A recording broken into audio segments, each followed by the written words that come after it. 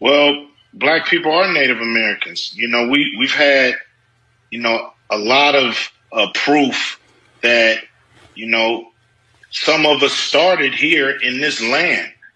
We wasn't Everybody wasn't brought over from Africa. What are they doing here? They're Indians. This is one of my many unsuccessful experiments. You see, with Indians, there's absolutely nothing to be done. There's the same difference between a Negro and an Indian as there is between a dog and a coyote.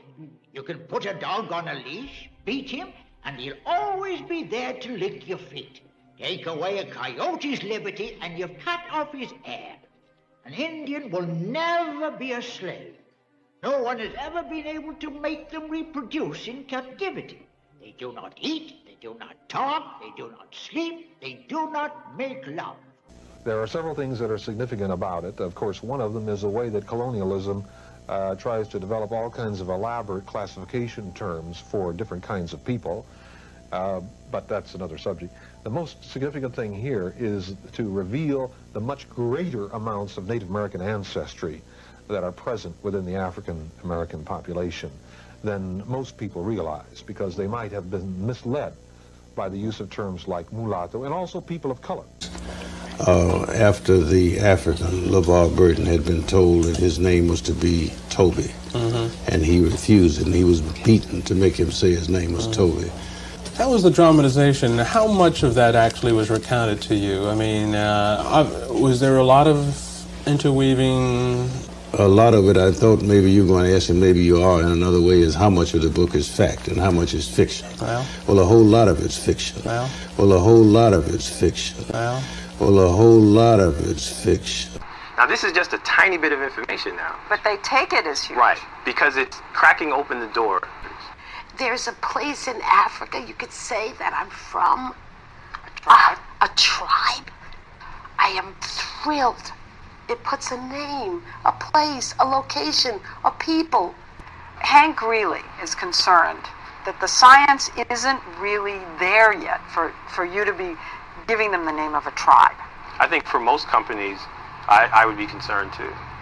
But what about your own company? We have He the didn't largest... exclude you. He included you. But we have the largest set of sequences from Africa. And so with that, we're able to provide some level of probability in terms of frequency. But he would say that even though you have the largest database, it's still small on the scope of things. As I said, I share those concerns. We don't oversell. I mean, we just say, look, we provide a service. If you're interested in exploring a tiny bit of your DNA and trace its ancestry, we can do that. When you say it's a tiny little amount, it's less than 0.1%. Less than 0.1%. Less than 0.1%. And that's pretty teeny. Yeah, but for people who know nothing about any of them, I think it's very important. You do not know a goddamn thing about Africa. I am from Detroit, Motown. So you can watch Tootsie your monkey ass back to Africa if you want to.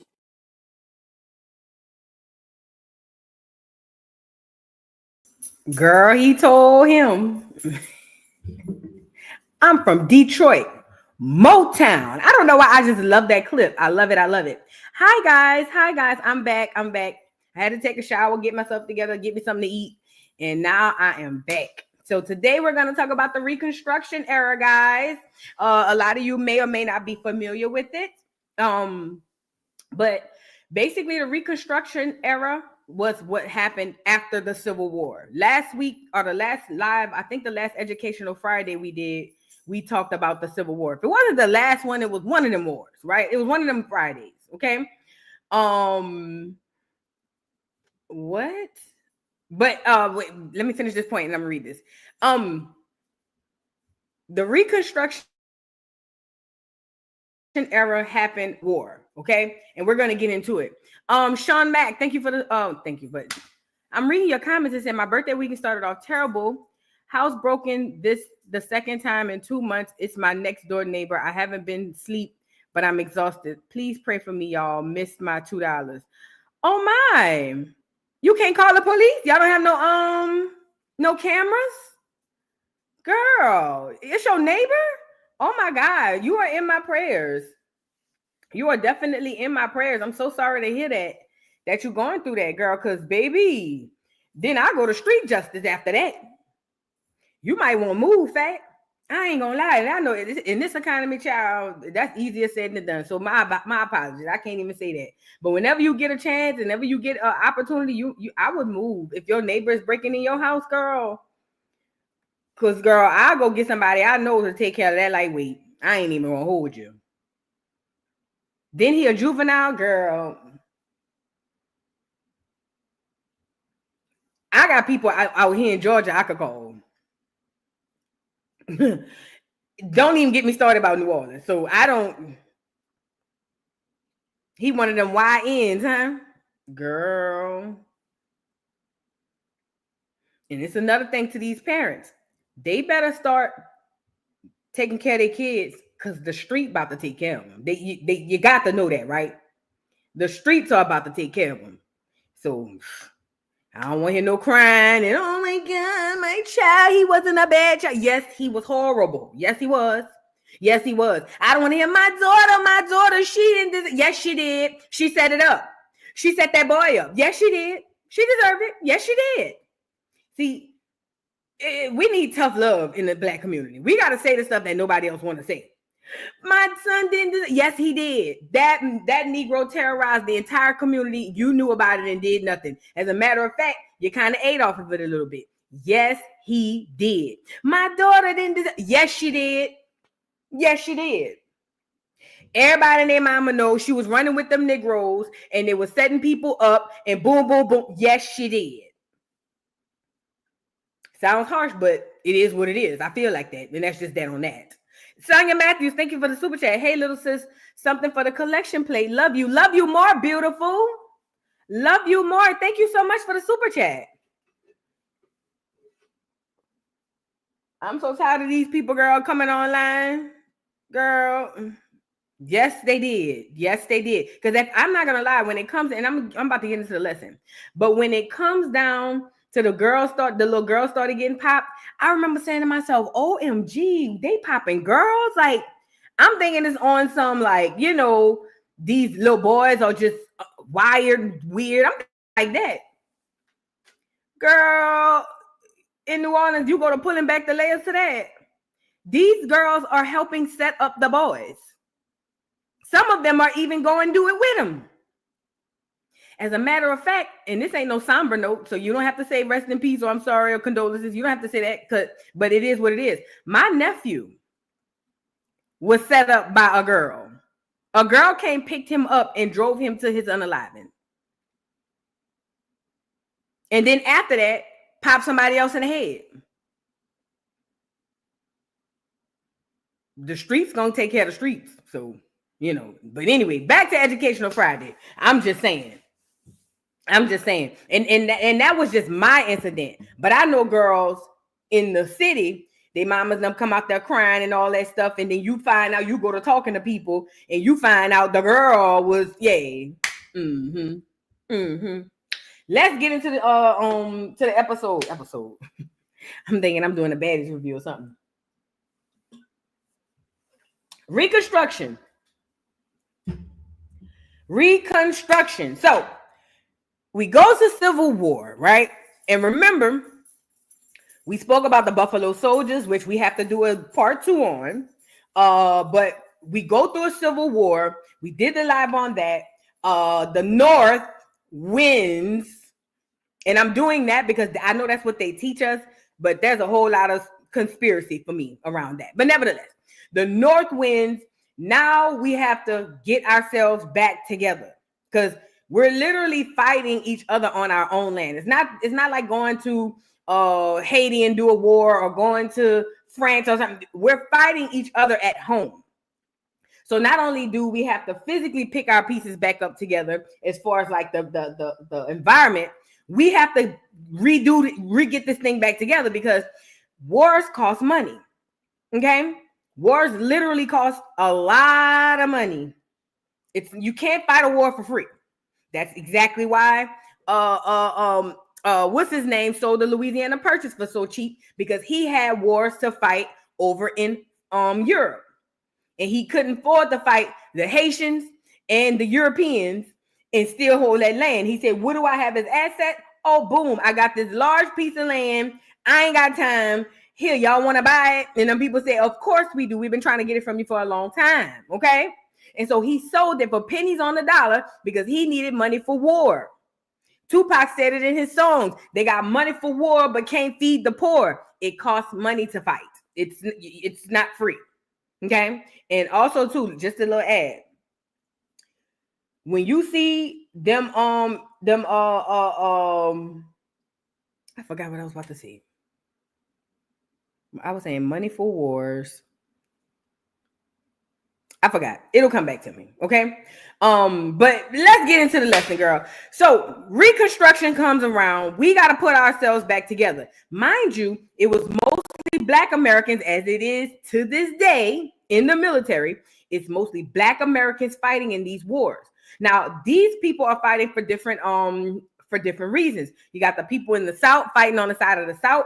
A lot of people will say, oh, well, they were fighting on the side of this because they were slaves and they were made to fight. That was true in some cases. A lot of the Blacks in the South, the Indians, the Black Indians in the South, were fighting because they had their own rights too. They had land. They were fighting for their own self-interest. Like, it was one of the times they was like, we got to come together and get this because we all gonna take a L. You feel what I'm saying? So they had things to fight for in the South. And yes, there were slaves who fought, obviously. And you know, that happened. But two things can exist at one time. Then you had the freed Blacks in the North, right? Who fought on the side of the the South was the Confederate who fought on the side of the North, and they were literally in there fighting because, see, let me say this as well. When you start talking about why we go to war, they lie to us all the time. I'll give you an example. They lied to us and told us Bin Laden was doing X, Y, and Z, and that's why we had to go over there and pop. That the lie detector test determined that was a lie. Pearl Harbor was all of the wars we've ever fought were a lie, but they can't come out and tell you, hey, we fighting this war because blah, blah, blah, blah. They got to get you emotionally charged. Hello. So you can go and volunteer and step up to the plate. And that was what happened on both sides. So what happened was the free Blacks fighting. Also, they had slaves coming from the South. Hey, come on up here and help us fight. We will grant you freedom. So a lot of Black slaves came up from the South if they could escape. You know, I told y'all Abraham Lincoln put the APB out. Hey, look, this is the one. I'm just telling y'all what's up. Y'all Black down there, we ain't got enough people up here. We jacked up. We need y'all. If y'all could get up here, now if you get caught and you get popped, that's on you. But if you get up here, we got your face. You know what I'm saying? So according to legend has it, the Southern slaves went on up to to the North, and that's where they helped to fight on that side. It was a promise of 40 acres and a mule. And also freedom. Okay, we're not going to be slaves anymore. We're going to abolish slavery. It was never about abolishing slavery. The North didn't make that coin that the South made off of slavery, girl. The North said, man, they getting money down there. And the South was like, oh, well, you mad. We getting it. So the North was like, I don't like that. Y'all remember that show, that movie? Or boy, eating a banana, talking about, I'm about to drop a dime on these niggas. I don't like that. It was like that. So the South was just like, get over it. So the North was like, you sure you don't want to come into, make us all one and blah, blah, blah. And the South was like, hell no. Why would we do that? If we come and join y'all, then y'all gonna basically put us under this taxes, under this work force. You better thank a union member. That's why we working 40-hour shifts. You know what I'm saying? So anyway, so the South was like, hell no. So the North was like, you sure? Please, come on now. And the South was like, nigga, no. And then the North was like, bet, we'll fight about it. And the South was like, say less. We can fight about it. It is what it is. Let's fight about it. Okay? So that goes down. They got blacks on both sides because the clears don't know how to fight the blacks, because the blacks, the indigenous people of this land, have different guerrilla warfare tactics. Hello, that these other people don't. So I can't fight you if I don't know how to fight you. I gotta go get some of yous to fight you. Okay, so that's what happened. Civil War happened. Legend happens. Legend has it that the North wins, and now we are the United States, type T's. We all together, and now the slavery is abolished, and that literally takes the money out, that free money out of the Southern people's hands. People lost land. A lot of people from up north started coming down south, taking land. This is why to this day, I don't know if y'all know this, the clear Southerners don't like the clear Northerners. Now, I'm just figuring this out a couple of years ago. You know what I'm saying? So the clear Southerners in 2024 called the clear Northerners, what's that term? Yankees. They still call them Yankees because it was the Yankees who was coming down there deboing them, you know what I mean, and fighting them. So the clears have a battle amongst each other. It's crazy. Well, I mean, you know what I mean? So they have their battles, their beefs.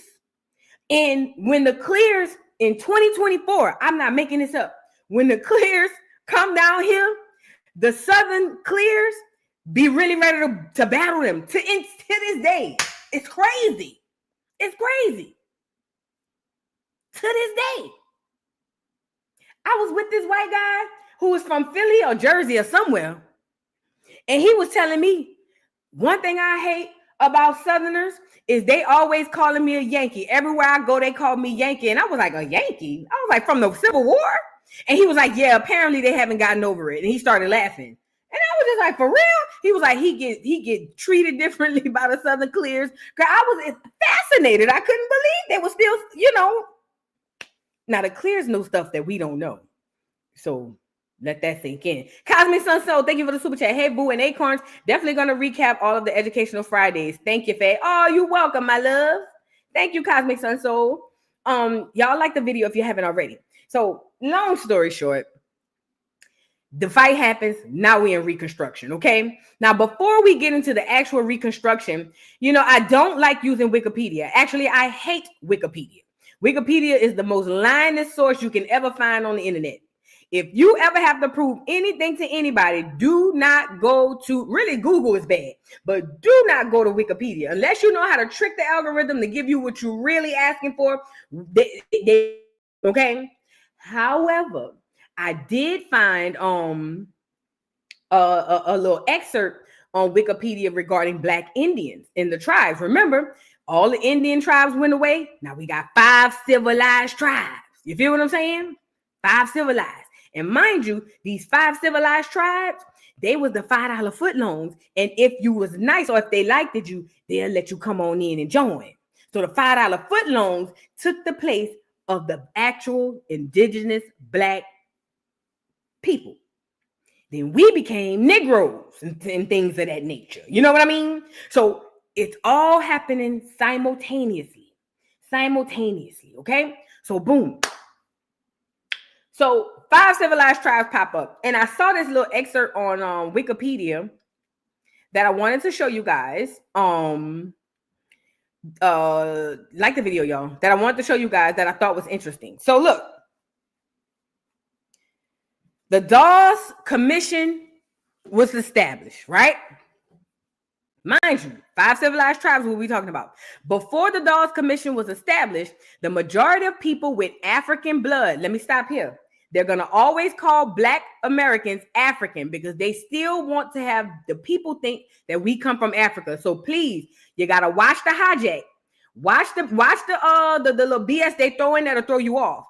They're going to say African because they say anybody Black was African, but that just wasn't that. You know what I mean? So look, that's why we think we African now. So look, in the majority, it said the majority of the people with African blood living in Cherokee Nation prior to the Civil War lived there as slaves of Cherokee citizens or as free Black non-citizens, usually the descendants of Cherokee men and women with African blood. Now stop. So what they're saying is typically the black people who lived prior to the Civil War, who lived amongst the Cherokees, were either slaves or they were free blacks that lived amongst the slaves. So they're trying to disconnect you from who you are. Okay, mind you, these 5 civilized tribes, they took a whole bunch of tribes and put them all together and say you're now this. So these people trying to be Cherokee, a lot of them probably wasn't even Cherokee. You know what I'm saying? But let's get into it. So it says, in 1863, the Cherokee government outlawed slavery through acts of the Tribal Council. In 1866, a treaty was signed with the U.S. government in which Cherokee government agreed to give citizenship to those people with African blood living in Cherokee nations who were not already citizens. Pause. If the $5 footlong Indians were enslaving black people, why would they fight to get black people freed? This doesn't make sense. You know what I'm saying? Like the Cherokee government outlawed the slavery through the Tribal Council, but I thought y'all wanted the slaves. Make it make sense. All right, cool. So African Cherokee people, now they calling them African Cherokee people, participated as full citizens of that nation, holding office, voting, and running businesses, etc. Now, make this make sense. You mean to tell me the Indians, the $5 footlong Indians, where they let the free blacks walk amongst them, and they also had slavery blacks. You mean to tell me soon as these slavery blacks get freedom, they become that successful? Make it make sense. Make it make sense. How, Sway? Who's giving them the money? I know ain't nobody paying them top dollar to work. This is the same thing with my ancestry. When I go to the land in Mississippi, and I asked my great aunt, my grandmother's sister, how did our forefather, it would be my great grandfather acquire this land? She said because he worked. He was free from slavery and then he worked. But my thing was, well, who paid him enough money to buy all this land? This doesn't make no sense. Oh, he was a really good worker, but who would pay, especially if the clears were enslaving blacks because they just hated them? Why would they pay them top dollar to work? It seemed to me that he would have to work his whole damn life to buy all this land, but that's not what happened because it's a lie. Same thing with this Indian shit right here with these people. It's all a lie. These people want you to believe that you were these slaves so bad that they inserted any and everywhere they can. Because they need you to keep that right here. You were a slave. You were a slave. Yeah, they had free blacks. I'm glad they even mentioned it on Wikipedia. Yeah, they had a few free niggas. You know what I'm saying? But for the most part, y'all niggas are slaves. Okay? But somehow after this miraculous slavery freedom, we had coin, huh? Starting businesses. Even back then, it cost money to start a business. How do we get this money to start these businesses? How do we get this money to run for office? How do we get this? You see what I'm saying? Does that make sense? Now, hold on. Let me bust your head, though. This is the part that stood out to me because you can catch them in a lie just by doing cross-referencing, right? It says African Cherokee. That's what they call us. African Cherokee people participated as full citizens of that nation, holding office, voting, running businesses, etc. Right? Hold on. Matter of fact, let me show y'all something. If the African Cherokee were holding office and all that stuff around this time, mind you, remember last week or the last live I was talking to y'all about, we did in the early 1950s. In the 50s, Mississippi was still fighting for rights to vote. Check it out. So when you go back and then you go try to find the black people that held office during that time, not that one, hold on.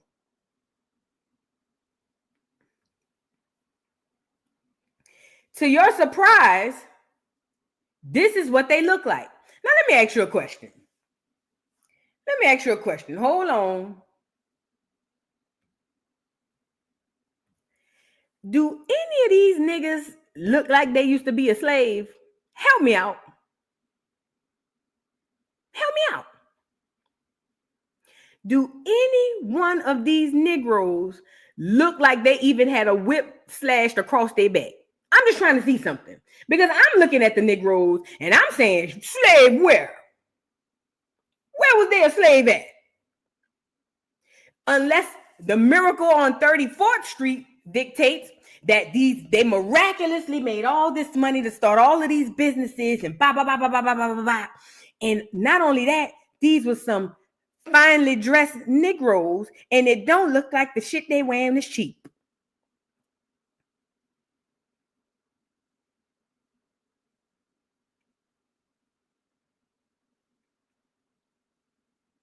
This give black bourgeoisie, right, Meek? It give black bourgeoisie to me. This give boule teas. These Negroes don't look like they miss no meals. This don't make no sense. You know why? Because it's a lie. Literally, they want to imprint in your head that you are a slave. You know what I mean? And they have to do that. And they also want to imprint in your head that you were African.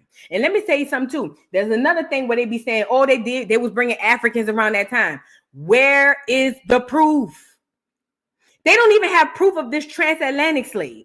Where is the proof of them bringing Africans? Until we get some proof, y'all got proof. If y'all could go find dinosaur fossils, I need proof. Where's these Africans that came here? If you can go to a museum and show me a dinosaur fossil, which would have happened millions of years prior to this shit, if you don't have no receipts, it's cap. It's cap.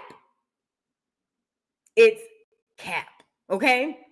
So they're going to always say, oh, the Africans, they came in. No, when? Where? How? Show me. Show me. But we've been conditioned through education, right? To just go with the move because they say so. Yeah, and the dinosaur shit is fake too. Just so y'all know. Just so y'all know. The dinosaur shit is fake too. I'm glad you put that in there. The dinosaur stuff is fake too. Them fossils ain't real. I don't know if y'all know that. But that's a whole nother life. Yes, these are black Republicans. And guess what, Sonia? We're going to get to it, Faye. Let's get into it. These are the black Republicans. Yes, ma'am. Yes, ma'am. Yes, they are. The original party of the Negro. And we got Negroes around here crying and screaming and hollering in cars and beefing with each other behind them whack-ass Democrats. Girl, you got to watch the hijack. They stay trying to play in your face. You got to know. You just have to know what you know in order to catch that crap. Okay? So please be mindful of that. So I just wanted to share that with you. Reconstruction and its aftermath. This is from NPS, I want to say. Yeah. No. Library of Congress. Library of Congress. That's where this is from. And look, see how they always put in that word African? The African, the African, the African, the African, the African. Oh, y'all can't see it. Hold on. Every time you turn around, it's the African American this, it's the African this, it's the African that. When the whole time, during that time, those words were not used.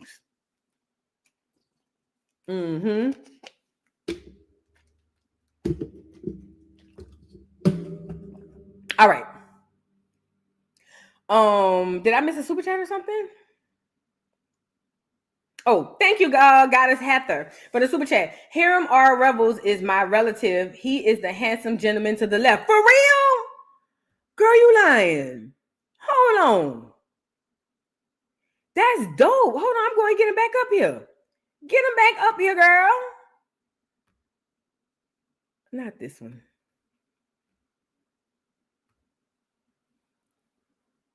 OMG. Which one, girl? Now, is it my left or yours? Because this is my left right here. These men don't even look African, though. Look. They don't even look like they African. For real. Think about it. Thank you for the super chat. They don't even far left. Okay. That is fire. See how that genealogy will do you, bro? I'm telling y'all, man. Look. I'm telling y'all, do your genealogy. Please. You don't know what you'll uncover if you do that shit. You know what I mean? And you're probably going to be saddened to realize that you wasn't a slave they told you was. But that's dope. That look like a light-skinned Negro. You see what I'm saying? African. Ain't none of them niggas look African. Girl, them people be saying anything to us. So let's get into this revolution, girl. So as we all know, the Emancipation Proclamation is signed. Abraham Lincoln get popped upside the head. You know what I'm saying? And then what's that man named Johnson? Andrew Johnson pulls up, and he's just as horrible as you could ever think of. Now, this is another thing I never understood. Abraham Lincoln was a Republican, which is probably why people think he's black. Well, one of the reasons. But Andrew Johnson was a Democrat. I will never understand. I've never seen that happen. Maybe it used to happen back then. I have to do the research, but I always thought that was crazy. Okay. So Emancipation Proclamation signed, free slaves, and then what's his face got popped upside the head? Abraham Lincoln, right? All right. Let me see. Let's go here. During the years after the war, black and white teachers, well, I was about to say tethers, from North and South missionary organizations, churches, and schools were tirelessly to give the emancipated population the opportunity to learn. So now listen, they posited this thing as a positive thing. Oh my God, now we can give you guys the opportunity for education. And us thinking that that's the best way to go, of course we're going to take it. We're going to run with it. But the fact of the matter is, that was our first form of indoctrination, or second if you count religion. Okay? It's crazy. So now here come the people from with the education piece, right? So then it says the Reconstruction implemented by Congress. No, is that the one I was at? Let's start over. Even after the Emancipation Proclamation, 2 more years of war service by African-American troops and the defeat of the Confederacy, the nation was still unprepared to deal with the question of full citizenship for its newly freed black population. The Reconstruction implemented by Congress, which lasted from 1866 to 1867, was aimed at reorganizing the Southern states after the Civil War, providing the means for readmitting them into the Union, and defining the means by which whites and blacks could live together in a non-slave society. The South, however, saw Reconstruction as a humiliating, even vengeful imposition and did not welcome it. Okay? During the years after the war, black and white teachers from the North and South missionary organizations, churches, and schools worked tirelessly to give the emancipated population the opportunity to learn. Former slaves and of every age took advantage of the opportunity to become literate. Grandfathers and their grandchildren sat together in classes seeking to obtain the tools of freedom. Again, they are doing this because they believe that it's going to help them become free, and not only free, it's going to further them in their lives, right? After the Civil War, the protection of the 13th, 14th, and 15th amendments to the Constitution and the Civil Rights Act of 1866, African Americans enjoyed a period where they were allowed to vote, actively participate in the political process, acquire the land from former owners. Where they get the money from, bro? Seek their own employment and use public accommodations. Opponents of this progress, however, soon rallied against the former slaves' freedom and began to find means for eroding the gains for which many had shed their blood. Okay, so here we have a short period of time. They say 1866 and 1860s. It was a few years. What are years at? It was a small window of time where they were actually able to enjoy the freedoms for which they fought, right? Mind you, this is the reason why a lot of them fought, all right? Now, you have a lot of people moving around. That's why you got these, like, for instance, you got Celebration of Emancipation. Thomas Nass depiction of emancipation at the end of the Civil War envisions the future of free blacks in the U.S. and contrasts it with the various cruelties of the institution of slavery. Okay, and this is all indoctrination. Victorious soldier return. We got that. Black exodus to Kansas. Now, these mass migration things that's happening is still going on. Okay, so it's a lot of events that took place during this time that really shaped Black Americans. So we moving around, we buying businesses, we running for our office, we doing all types of things. We to say we are newly freed slaves who ain't never had nothing, but ain't not even shoes on our feet. For some odd reason, we acquire this crap like crazy, right? Neither here nor there. So I want to show you guys this. Hold on. I think that's so dope that that's somebody people on this photo. That's dope, man. That's what's up. That's what's up. I think that's dope. That's fire. Y'all get the likes up. Let's get into the Black politicians of the Reconstruction era, right? Let's do that. Hold on. Let's move. Hold on. Let's get into these Black politicians. People don't realize that African Americans have always been a part of this nation's democracy. Black people always strongly desired the right to vote. They've always fought for being included in the political process. And then also, I think a lot of people might take for granted that African Americans always get to have that right, because we had it before and we lost it. And so, presumably it could be lost again if people don't fight to protect it.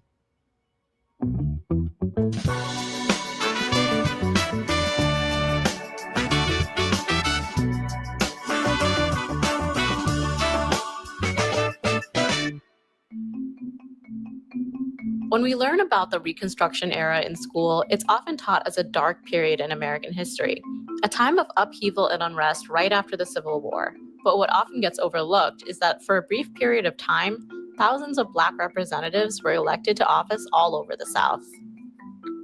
My estimate is that there were about 2,000 African-American men who held public office during Reconstruction. Pause.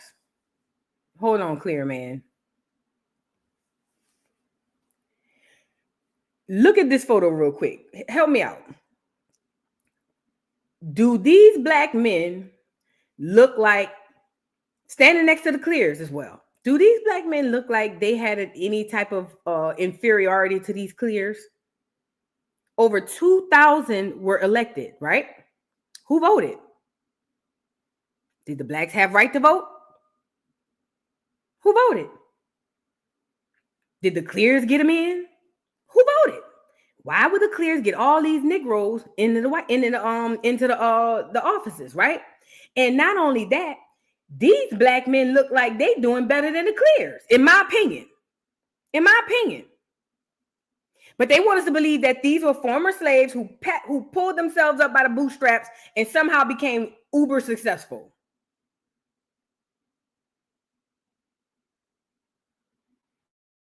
I just wanted to add that because nothing about this gives me former slave. Absolutely nothing about these men give me former slave. 2,000 men into office right after that. Make it make sense. Make it make sense. And standing shoulder to shoulder with these Clears. Hell, I see more Negroes in this photo than Clears. It's given we already was doing that and they came in. Because listen, everything is told in reverse. You know that, right? Everything that they tell you is the opposite. Everything. So they'll tell you that we were doing bad and we was trying to get our stuff together when the gag is they was doing bad. They was doing bad. You get it? So, but they gave us day jacket. Oh, y'all was doing bad. Y'all was slaves. Y'all didn't make it. Y'all was doing bad. Too many Negroes down there. Who? I don't even care. Black men. I don't see nobody voting that many Negroes in office. I just don't. So let's get into it. Yeah, the black showed them what to do, positive thinking. It's never the other way around. They be making it seem like they showed us. That the reason our military is what it is because of who? The Buffalo Soldiers. They get everything from us. We don't get nothing from them. Who held public office during Reconstruction. Offices ranging from the Senate, there were 2 black senators, 14 members of the House of Representatives, 600 or 700 members of state legislatures, and then dozens of other offices, state level, local level, etc. So what was going on was that, first of all, a lot of the former Confederates, the most outspoken leaders of white supremacy, were not allowed to serve in Congress. And so, you know, with those people absent, there were people that did believe that African Americans should be folded into the fabric of American civil and political life, and that did advocate for black people to be able to vote. And then, of course, when African Americans were prevented from voting, federal troops or federal investigators would often be called in order to protect those African Americans' rights in order to cast a ballot. At the time, many states in the South were either majority black or close to it. And because of that, they were able to elect black legislators, especially at the state level. Pause. At the time, the majority of the southern states were occupied by who? Because we're going to get into this 13, 16% they be trying to tell us we are. And I keep telling y'all we ain't no minority. At the time, the majority of the southern states were occupied by us. The majority. We were the majority. You mean to tell me we let a few clears come down there and enslave us all? Come on, man. That don't make no sense. It doesn't, it's not even logical to think. Mind you, remember when they did the Louisiana Purchase? When they did the Louisiana Purchase, that came with a slew of Negroes. Because Negroes were still on those lands. They owned those lands. So you mean to tell me that most of the southern states were occupied by black people, which would make sense why there are way more black people being elected in than clear people, but they were slaves?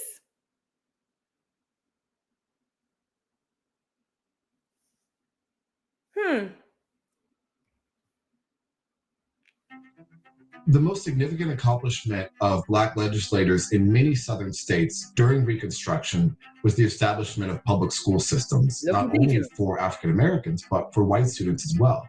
And even though these were segregated, they were often the first time that many African Americans, you know, fresh out of slavery, had an opportunity to learn to read and write. The highest level of office reached by these black legislators was the U.S. Senate, and the first was Hiram Revels, a U.S. senator from the state of Mississippi. So Hiram Revels was a pretty unique individual in that he was educated, and he later became a civil rights champion, you know, before the Civil War, certainly during the Civil War. And then afterward, he was sent to Mississippi, where he was appointed by the state legislature to be a United States Senator. In response to black political power during Reconstruction, the South was just rife with violence in every single southern state. And the most obvious early example of that violence was the Ku Klux Klan, which did all sorts of different things, but attacked everything from school teachers to politics. Remember, I told y'all the KKK was a government operative program put in place to do just what it did: run these Negroes off the land, and if you got to pop them upside the head, oh well. They were ran by the government. I hope y'all know that, right? The KKK was created and ran by the government. So just so y'all know. So yeah, they didn't just so happen to come in. And then why were they so mad if they had the money? Why were they so mad if they had all of this stuff going on? Because they did it. They were poor, broke. That's why they had to come and steal your land. Poor and broke. That's why. That's why. We ain't never been the minority, and we ain't the minority today. Don't believe none of them numbers them people put out to you. It's all psychological warfare. Government agency, KKK, put in place to do just what it did. Literally. Okay? Check it out. politicians to farmers. And so these different waves of violence really popped up, especially during election days. And so in 1875 Mississippi, there was an organized overthrow, essentially, of the state Republican Party, which did include African Americans.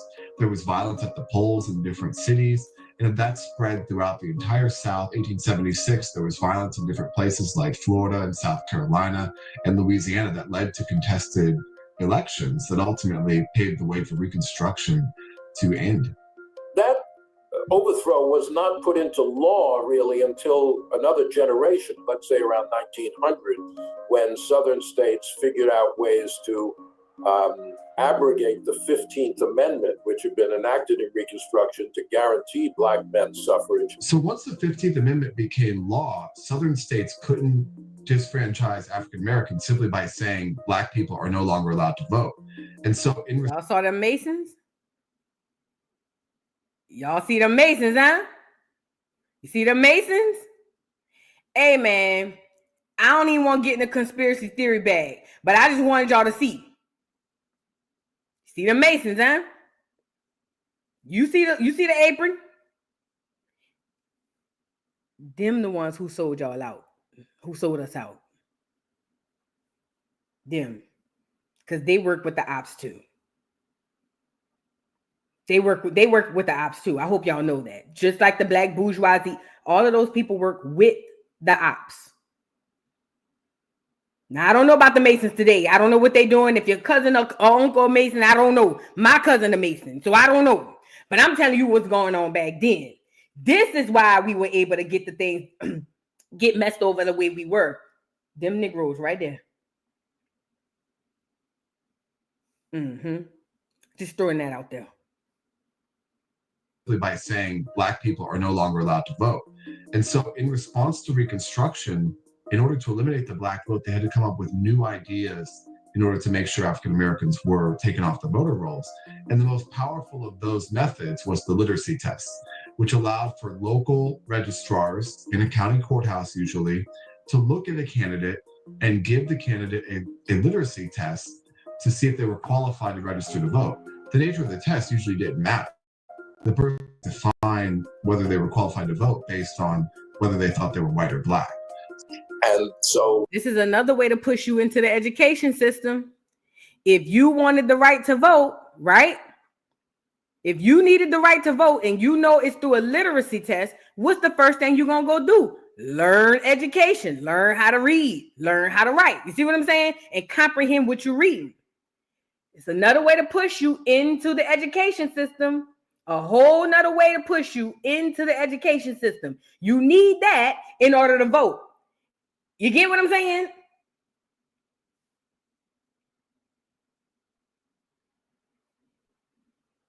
Let's get back into it.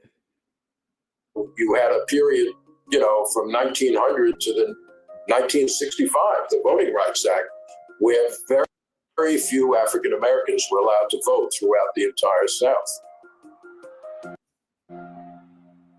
For a long, long time, Reconstruction was portrayed by scholars, but also by the teachers and the general public as sort of the lowest point in American history, a period of corruption, misgovernment, and this idea that Reconstruction was a disaster was part of the legitimation of the old Jim Crow South.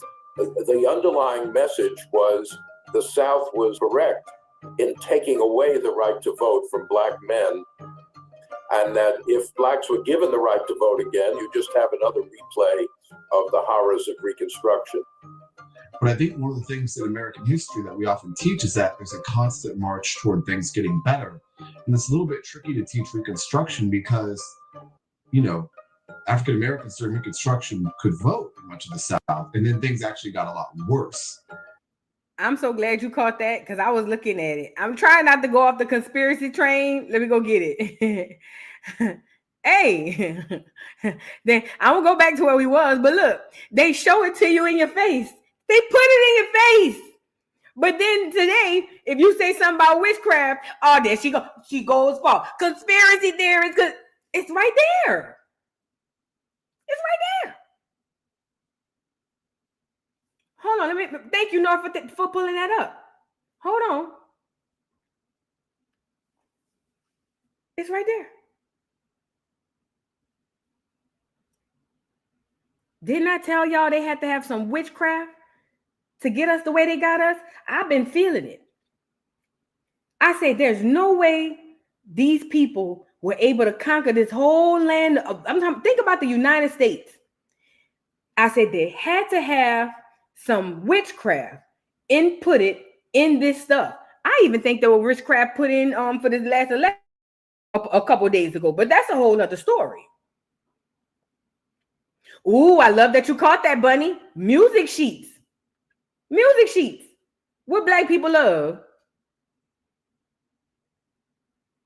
What the industry doing right now to us? The music industry. Man, watch out. You see what I'm saying? You see what I'm saying?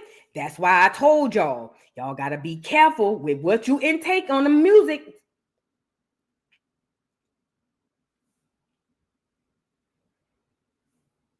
And they stole a witchcraft too, by the way. I just want you to know. Look, he got horns, music horns. She got the music notes. These are demons. And listen, yeah, if somebody says, give me Louisiana teas, you see the gator? Let me tell you something. And this ain't even a gator. This is some type of other mystic creature type teas or whatever. And he got his hands over a music note. Let me tell y'all something. Y'all remember on the movie they cloned Tyrone? Y'all remember the movie they cloned Tyrone? Remember when they finally was able to break in the underground and they was walking past them clear glasses? And when they was playing the buck music, the Negroes got to fighting each other. But then when they played a song saying, I need a hug, they went to hugging. Y'all remember that?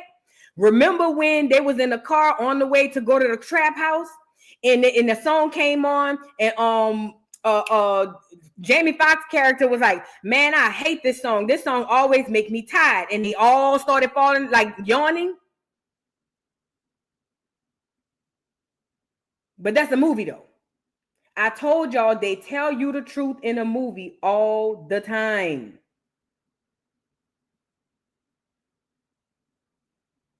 Just putting that together. Just for you guys as essay, okay? Back to where we were, because it's almost done. A lot worse. And so it doesn't really fit into this narrative throughout America since the Civil War. And so, in this day and age where we have numerous African-American senators, just look at a place like Georgia where Raphael Warnock was elected. And, white Georgians are largely trying to respond through tactics like voter suppression to tamp down the black vote after the black vote largely sent this African-American man to the United States Senate. After the 2020 elections, we saw historical voters of color turn out and a lot of first-time voters, even during a global pandemic. And after that, we saw Republican-controlled legislatures across the country drop hundreds of anti-voting bills. And so when we saw that collective activity happening, we had to go to the federal government and ask for protections. Hillary Hawley works for Fair Fight Action, an organization working to fight voter suppression around the country. Though literacy tests remain a thing of the past, many states have enacted laws that purge voter rolls in ways that target minorities, or have made voting more difficult by closing polling places in largely Black areas. Fair Fight is now working to get legislation such as the John Lewis Voting Rights Act passed in Congress to stop these tactics. So we started working with Congress basically right out the gate in January 2021 to help ensure that the legislation was drafted in a way that could actually mitigate voter suppression and combat the real attacks that we're seeing in real time. Even though today's laws might be a bit different, they're intended with the same, outcome in mind, to make it harder for Black people to vote, to make sure that African Americans don't have equal standing of one man, one vote in the democracy in order to ensure more white control over our political systems.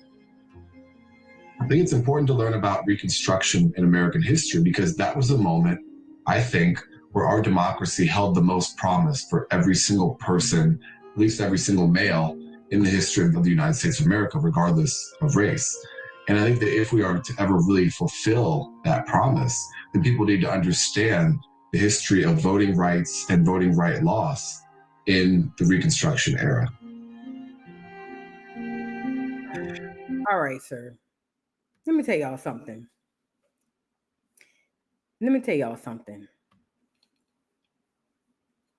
As it pertains to this voting rights, voter suppression, things of that nature, this is what I believe.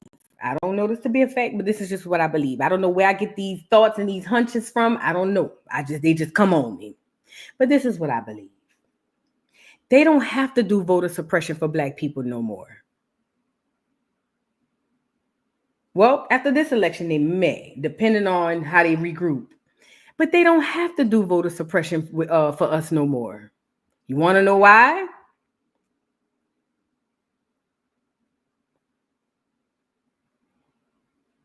Hold on.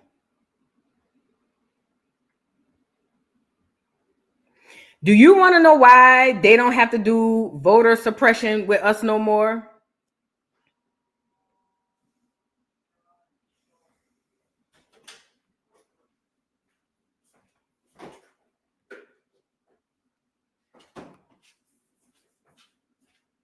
Body, yaddy, yaddy, yaddy, yaddy, yaddy. Do y'all want y'all women's rights? Yeah. Y'all want the right to autonomize your body? Yeah. Well, let's do the song. If the beat drop, you know Lil Juke made it. Body, yaddy, yaddy, yaddy, yaddy, yaddy, yaddy, yaddy.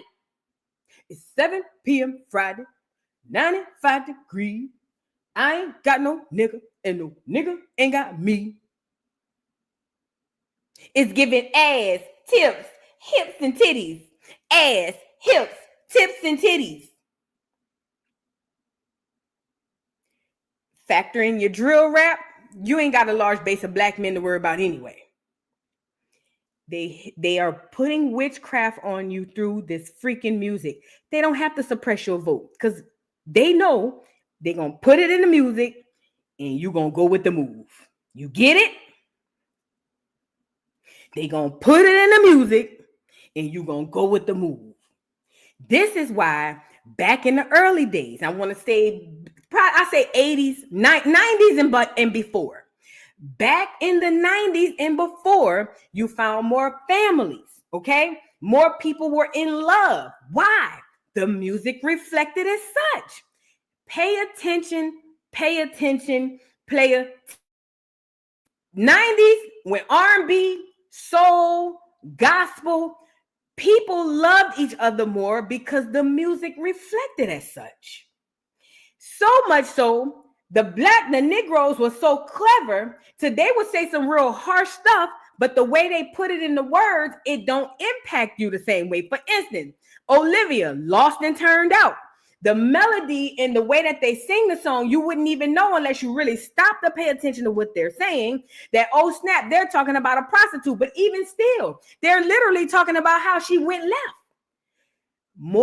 Creates more positive energy. Today's music is either dumbed down and stupid or it's something to make you do something real crazy. It's the witchcraft in the music. The reason Glorilla, Sexy Red, Sukihana, Krishan could even rap. The reason they exist is because the witchcraft has to work. And it's working very well. So well that Black women got behind Kamala to get her vote, to get her in the White House, under the guise of women's rights. Our children are unaliving each other at an unnormal rate. Our children. I don't even know if they do this in other places. But why? What music do they consume? NBA Youngboy, the drill rappers. Why they on drugs? Why they on drugs, y'all? Future.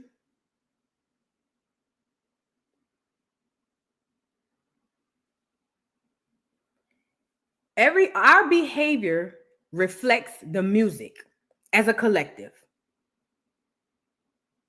as a collective, Wayne too, as a collective, our behavior as Black people. Remember, music hit us different. The way it hits our bones, it hits different. That 808 thing that was made, that was done on purpose. Listen, our behaviors reflect the music, just like in they clone Tyrone. So when he holler voter suppression, I mean, I get it. You might have a little onesie, Tuesday, boom, boom, boom, boom, boom. But for the most part, girl, them people ain't tripping over that. They already got you. They already got you. They already got you. They don't need to suppress your vote. Because when you do vote, you're going to do exactly what they told you to do. And it worked.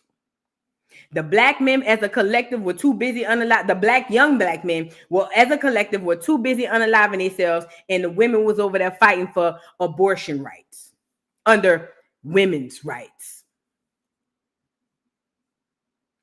That piece. Also, another part I wanted to talk about. So this guy was on here talking about what's the other point he made? Hold on, I gotta look at him. What's the how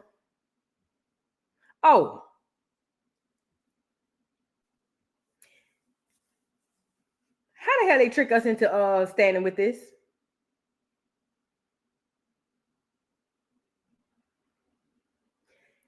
Another reason they don't have to suppress our votes, because they done tricked us into voting and standing with everybody and everything that don't help us.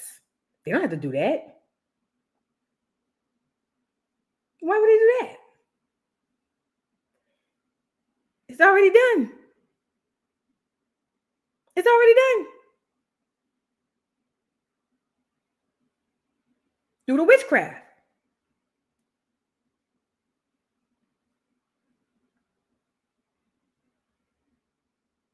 What are we doing here? Why are we there? Real talk. I'm not even trying to be funny. Look, cheese smile. And this has nothing to do with LGBTQ, because they got gay people in all races all over the world. So that's not what it is. But they have us helping a fight that these people are telling you is for everybody. Think about it in the LGBTQ. They got the Black LGBT helping them to fight for a cause that they're lying to them, saying it's going to be for all of us, when at the end of the day, they don't even get the luxuries of the stuff that they fighting for. How we get here? Hold on. It was another thing he said. We talked about voting rights.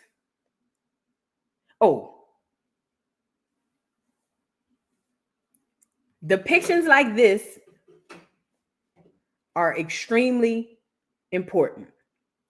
This shapes the minds of the people who see them.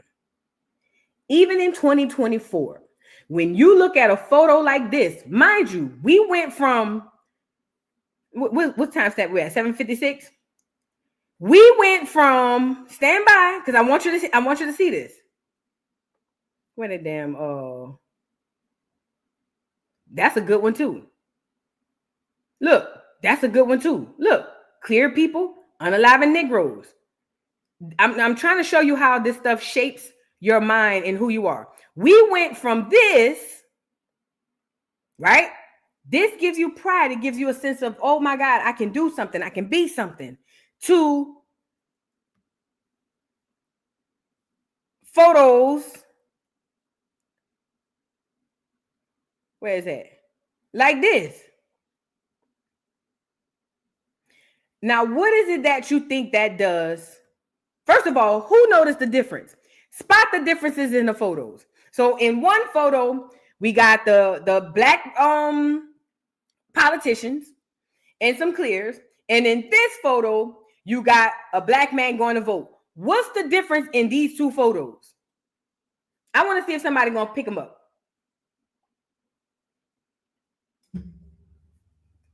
Because art, music, all of that is extremely important. Harlem Renaissance ring a bell? The difference between that last photo is those black men, those Negro men, as they would call themselves. There you go. Thank you, Abundance. The first photo, we controlled ourselves, but it gives the people who look at it a sense of identity. Oh, snap, this is who we are. But then when you come over here to this photo, because you don't see that much, I probably may have seen that photo maybe once or twice. When you come over here to this photo, you got a whole bunch of clears over there. Look how they're looking at him. This black man, he is inferior in this photo. So this is why you got people running around hollering, we slaves, because it's conditioning. It's what it is. It's all conditioning. That's why depictions are important in history. So they get to shape your brains in the way they want you to think. Okay? If it doesn't make sense, it doesn't make sense. If you feel like it don't make sense, that's because it don't. Okay? Now I want to go here. Hold on. So we lose the right to vote. They enter in the literacy test, and we ain't going to no school. As a matter of fact, my family in particular in Mississippi fought off them people trying to bring education in from Virginia. My family, where I'm from, my people from my genealogy in the mid 1700s fought off the clears trying to come down there to give us religion in school. We fought them so much so that the clear man who came down there after he got his ass kicked had to come back with the government, the military. That's how much we didn't want no education and no religion. So how do we get these Negroes down in the schoolhouse? Oh, first of all, we start with them children. Secondly, for them adults, if they really want to get in here, tell them they got to come to school. So, you want to vote? Take this literacy test. Now, mind you, they know good and well they ain't about to give you the doggone right anyway. Take this literacy test. I got you. Girl, I cannot. Literally, I cannot. Thank you, Talise, for the super chat. Abraham Lincoln's nickname was Abraham Africanus, so he definitely wasn't white. He is described as being 6'4", 180 pounds, dark brown skin. Oh, I already know. Listen, when they say he was 6'4", especially during that time, them clears wasn't big like that. When they say that man was, even in the depiction of him as being clear, he looked like a Negro. So, you know what I mean? Like, they can't even draw him to look white. They can't. They cannot draw him to look white. So I don't even understand. Yeah. And then when you to battle with people with that, he was black because look, they called him Africanus. No, they called him that because he was the president and he wanted to help the black people. That ain't why they called him that. That ain't why they called him that. They called him that because he was a Negro. Okay? Thank you, Talise. Rojo, thank you for the super chat. Hey, Voodoo, just saying hello, been working and finally caught a live. Oh my God, welcome on in. Thank you so much, Rojo. I hope you enjoy yourself in your time off, girl, because I know how it is working, child. And finally getting that time off, girl, it's a time. Son, thank you for being a member for 4 months. If the enslaved came in 1619, by Reconstruction, that was 250 years and change. These weren't Africans by this time either. They were fully acorn by 1865, but they didn't come from Africa. They didn't come from Africa.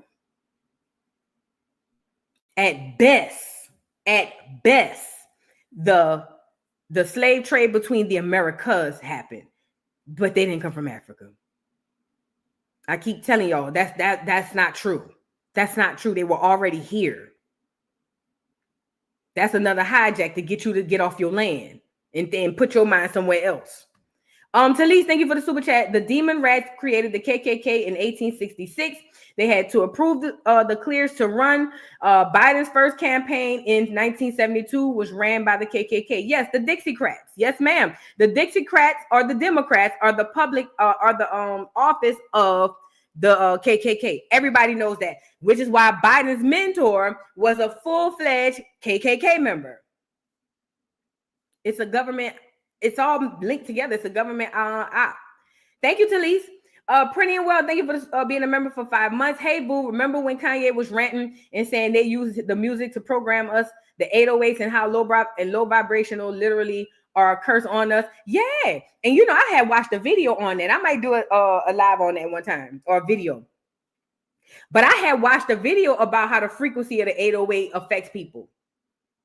So I know it's real. I knew that before he said it.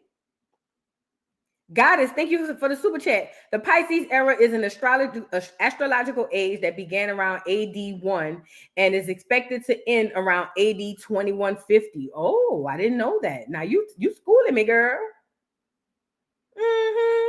That's dope. Rojo, thank you for the super chat. Remember what Tank said about Black love. What did he say? That it ain't here no more? Because it sure ain't. It's disgusting. And we don't love each other because the music don't dictate it. Period. It's the hijack. It's the magic trick. TD, thank you so much for the super chat. Headed out on my travels, boo. Blessing to you and the dollhouse. To TD and to everybody who's donated today. Thank y'all so much. Even to the people in the chat who's just liking the video. Shout out to y'all. Y'all make it rain every day. Thank y'all so much. I make it rain. I make it rain. I make it rain on them hoes. I make it rain. I make it rain on them hoes. Thank you so much. I am so appreciative of you, and I pray that you have safe travels. I got your email. I will be sending your cup. I got to go to the post office and pick them up. But I pray that you have safe travels, and you let us know when you make it, okay? Yes, you let me know when you make it. Thank you so much, TD. I appreciate you. Tank said he wanted to bring back Black love. He gonna have to start over because these new children don't give a damn about new love. They don't even know what love is. Do y'all know that I was talking to my mama the other day?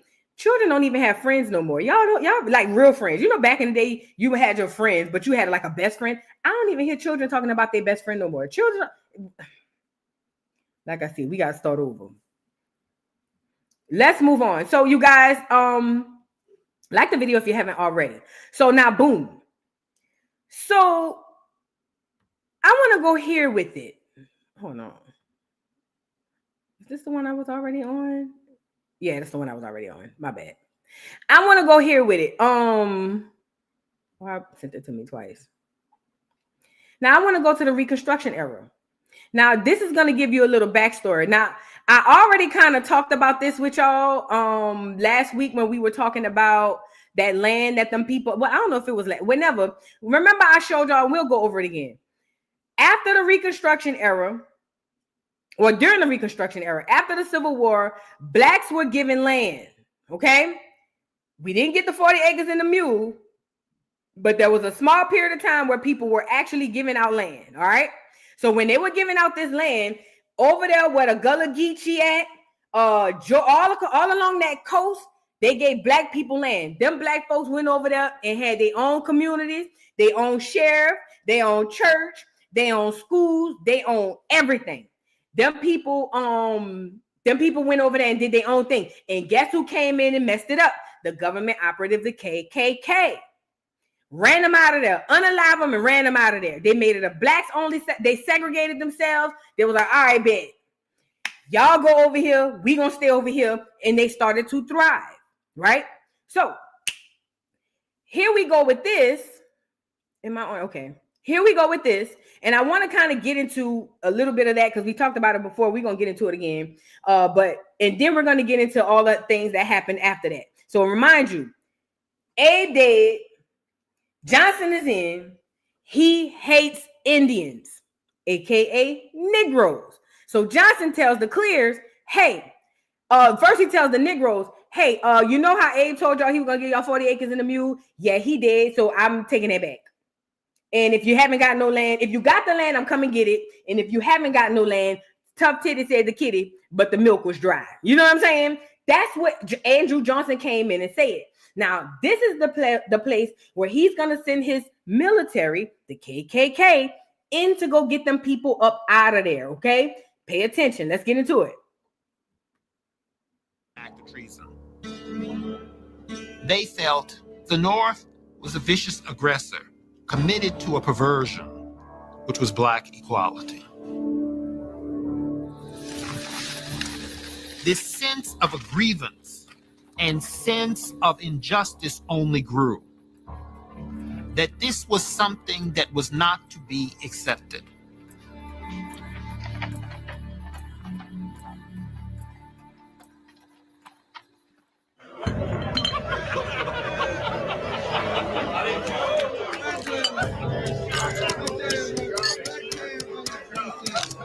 In North Carolina, the last legislature elected solely by the white vote adjourned.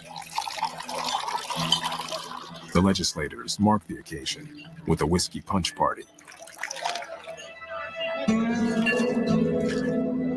Before long, the state capitol was in a drunken uproar.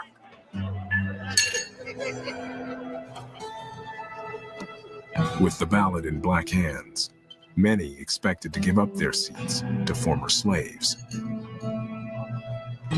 We have lost all hope of the northern people, wrote one senator, and all are preparing for the worst.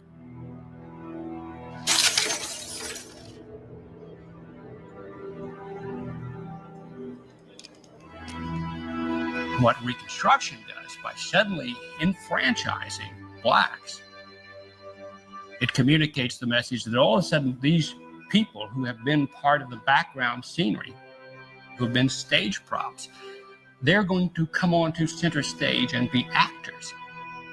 And that is deeply disturbing to white Southerners and to many people in the North. But that's cap. So what this clear man is saying is the white people were afraid that black people would basically come from the background into the foreground. That's cap. I just showed y'all what the southern states looked like with the politics. How can that be true? Hold on. Hear me out. How can it be true that the clears were mad because they didn't want the Negroes to come up? Think about this. According to what this man is saying, the clears were sitting up there saying, we cannot give these people any power. They were slaves. They were nothing. How? But how, Sway? How? That it's not true. They were celebrating because, like the man said at the beginning, they finally got an all-white crowd or all white people to get clear people in there. This is the hijack where they take over the government in the South. This is right here is what's happening. They are taking over the government in the South. They need the Negroes out and more clears in. This is happening through intimidation by the KKK, unaliving, all types of stuff.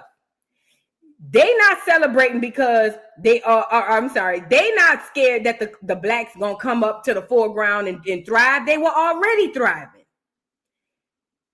Their problem was they was excited that they started getting a white majority, and then they say, we got to get these niggas up out of here. And that's why they were over there plotting to go around them niggas and get them up out of there. There's no way possible you want me to believe that them clears had all that power in the southern states when they just told you it was occupied by mostly blacks. Nobody's going to make me believe that. Nobody in this world is going to make me believe that a very small number of clears ran a whole southern state of mostly blacks. Nobody, I will never believe it. It doesn't make any logical sense. Them people be lying to you, bro. North.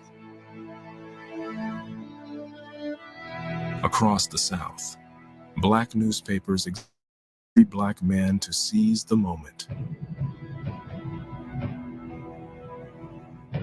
He owes it to the martyrs who have fallen to procure his rights, declared a Georgia newspaper. He owes it to his God who has wrought his freedom. Let the Republicans of the North know the strength and character of the colored vote in the South. Vote. Vote in spite of every threat.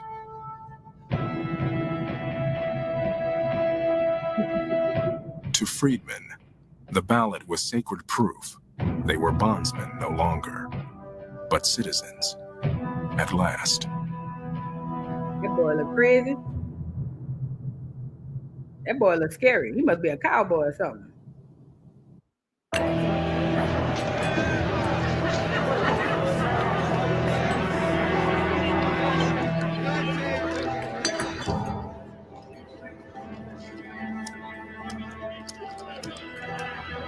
In March 1867, 2 years after the end of the Civil War, the United States Congress decided to bring racial equality to the South. For the last all-white legislature in North Carolina, it was the beginning of the end. They threw a wild party in the state capitol. "We had the very best liquor and ice, lemons, and sugar," wrote one state senator. The whole Capitol was in an uproar. Under Congress's new radical Reconstruction plan, military rule would be imposed on the South. White state lawmakers would be swept from their seats. And the unthinkable, black men, many of them former slaves, would have the right to vote and run for office. "We have lost all hope of escaping the vengeance of the Northern people," a senator wrote, "and are preparing for the worst."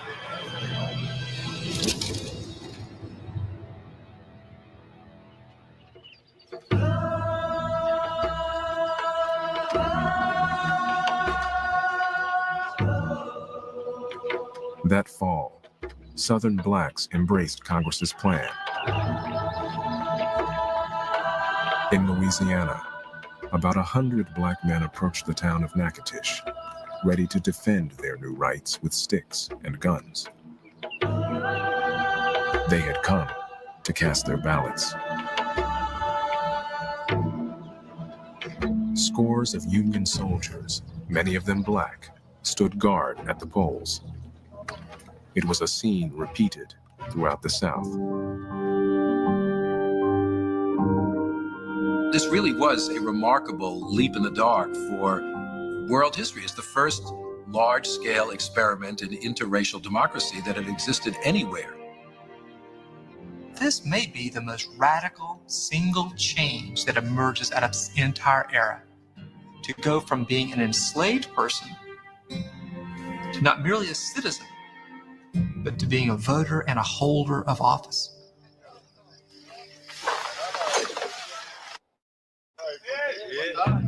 In Georgia, Tunis Campbell was among the first blacks to run for political office.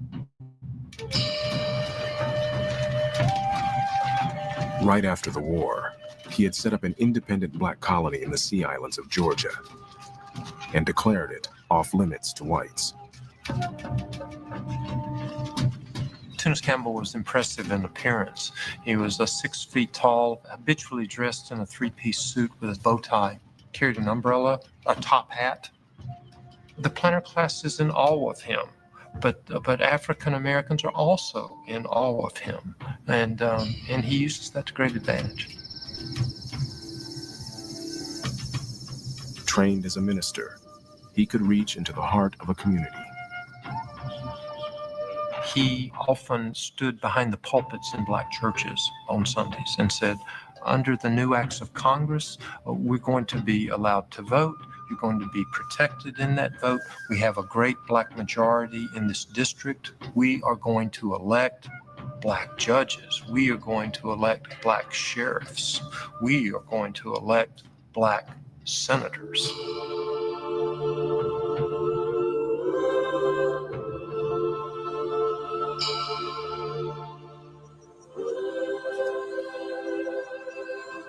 The right to vote for black people was an almost spiritual experience.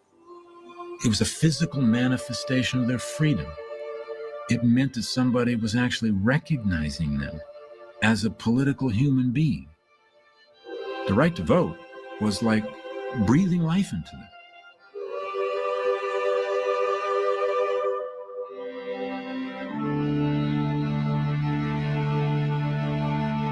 many white Southerners boycotted the elections. They say the government that's created by Thomas Jefferson and George Washington for proud, independent, enlightened men is now going to be occupied by former slaves who cannot read. This must be an injustice, they say. This must be a farce. At this time, only 5 northern states, all of them in New England with very small black populations, give African Americans the right to vote. Ohio doesn't. New York only gives a tiny number the right to vote. Pennsylvania doesn't. Illinois doesn't. And white Southerners feel that this is just one more example of the hypocrisy of Reconstruction, that white Northerners are willing to inflict upon white Southerners things they would not tolerate in their own home states. When the votes were counted, Tunis Campbell had won a seat in the Georgia State Senate with an overwhelming majority. Black voting carried with it an enormous meaning. It meant that political power was going to be shared between blacks and whites.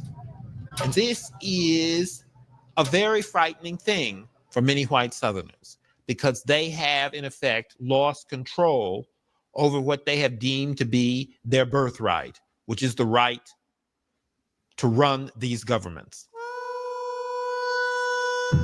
That's just not true. See, they always have to make themselves look like the bigger person than us, like the better, you know what I mean, class. That's not true, what he's saying. He's saying that, back it up again, hold on, because I just literally lost my thought. And it's a black man. In fact, lost control over what they have deemed to be their birthright.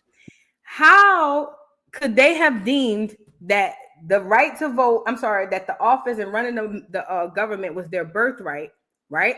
Because hold on, let me say this too. You know, a lot of those forefathers were black too. Just so we know. Just so we're know. You know what I mean? A lot of these forefathers were black, like Abe Lincoln, but neither here nor there. Why would they feel like it's their birthright if they are the foreigners coming over here and they broken poor? What would make them think that? Like, think about it. What would make them think it's their birthright to come over here and run the government when they came over here broke and poor? Slavic people were originally clear slaves. They came over here with nothing. We were already okay. Thank you, Ryan. You summed it up real quick.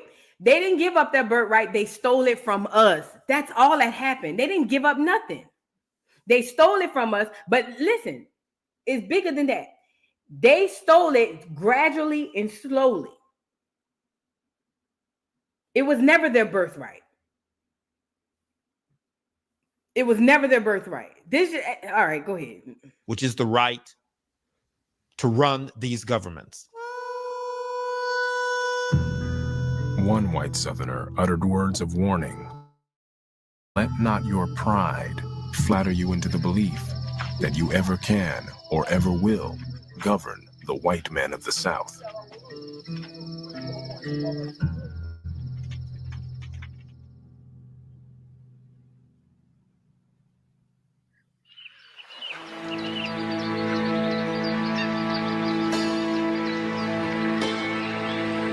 The day was cloudless, the air soft and balmy, the wild vegetation that edged the river beautiful beyond description.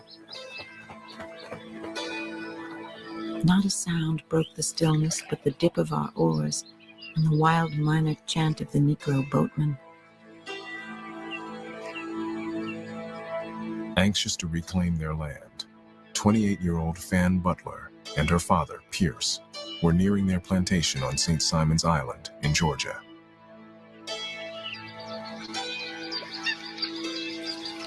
Rice, not cotton, had been king here before the war. And Pierce Butler had been one of the richest of the Rice aristocracy. Fan Butler's mother, the celebrated English actress Fanny Kemble, had made headlines around the world when she publicly declared that she could not live with a slaveholder. After her parents divorced, Fan Butler had to make a choice. She was involved in not a brother's war, but a family war. When her parents were divorced, she took sides, and she sided with the South and with her father. From the safety of Philadelphia, the Butlers heard that their land was being confiscated by victorious Union troops. Pierce saw it not only as the possible ending of his family's plantations in Georgia, but he saw it as the end of a way of life that he treasured. And so they headed back south as soon as they could.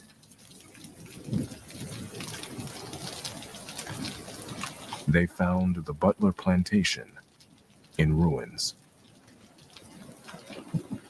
My bed stood under a hole in the roof through which the rains came. The whole country was absolutely swept. Not a chicken, not an egg was left. For weeks, I lived on nothing but hominy, rice, and fish. Fan and Pierce got one piece of good news. A federal decree returned the plantations to their original owners. But their claim on the land was fiercely resisted by freedmen. Black Southerners say, the South is mine too. I helped make this place. I remember when this plantation was nothing other than woods. And we cleared it. And it's ours. And I'm not leaving it. This is rich land. No, they didn't. No. Them people was fighting for their own land. That was their shit. That's why they felt like they needed to fight for that. Girl. We found the Negroes on St. Simon's Island in a very different frame of mind. They had been brought under the influence of Northerners, some of whom had filled the poor people's minds with all sorts of vain hopes and ideas. Among others, that their former masters would not be allowed to return, and the land was theirs. In this charged atmosphere, the Butlers had to negotiate with their former slaves. My father told the Negroes they might have their corn and cotton, but that they must put in 20 acres for him, for which he would give them food and clothing. And another year, when he hoped to put in several hundred acres, they should share the crop. They consented without any show of either pleasure or the reverse. The new system came to be called... Y'all see how they swindled them people out their land? Hey, I give you some clothes and stuff. Give me 20 acres. Hey, after we get it, when I'm making hundreds of acres, we should just share it. See how they swindled them out their land?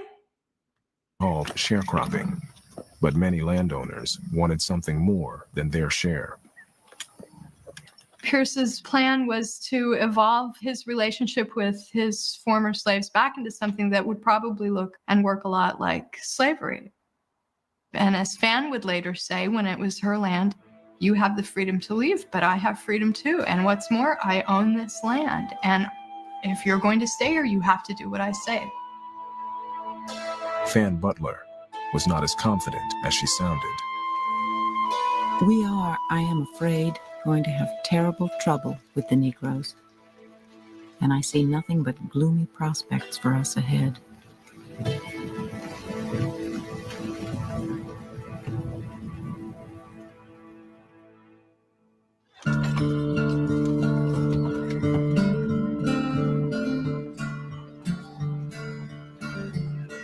New Orleans in the fall of 1867 was a bankrupt. Just out of curiosity, do y'all see any Puerto Ricans or Asians on this railroad?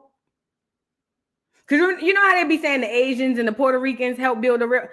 Every railroad photo I see of old people working on it, it's Negroes. You know, we were the first ones to do this. We just because according to John Leguizamo and the other Asians, the Asians helped. They were working on the railroad. Really.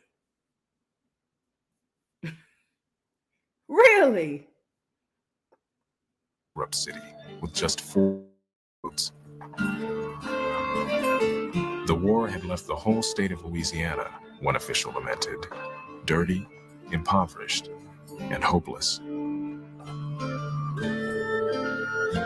But in Mechanics Hall, there was excitement about the future. Under the Reconstruction law, delegates had gathered to draw up a new constitution for the state. The majority of the delegates to this convention are Black. They were well-spoken, they were well-dressed, and they play a dynamic role in this convention. The majority of those people were Black, well-dressed, well-spoken. How, Sway? Constitution that results from this assembly will in large part be their work. You're about to get into a fight. Among the white delegates was Marshall Twitchell, a battle-scarred former Union soldier from Vermont. Right after the war, he'd come up the Red River and settled in the northwest part of the state. It was a wide open frontier. My ancestor, Henry Marston, in the 1840s bought land up here. It was land speculation. And it was rich, fertile land to be cleared and cotton land. And so I imagine Mr. Twitchell was very excited about what he was going to do. The thrifty Twitchell had saved enough to buy 420 acres of cotton land. He married Adele Coleman, the daughter of a local planter, and got to know his neighbors, both Black and white. The vast majority of Northerners who moved south moved there because the South was now the new pioneer society. They came as business people. They came to buy land. They came to set up businesses. They came to invest. At first, they were welcomed.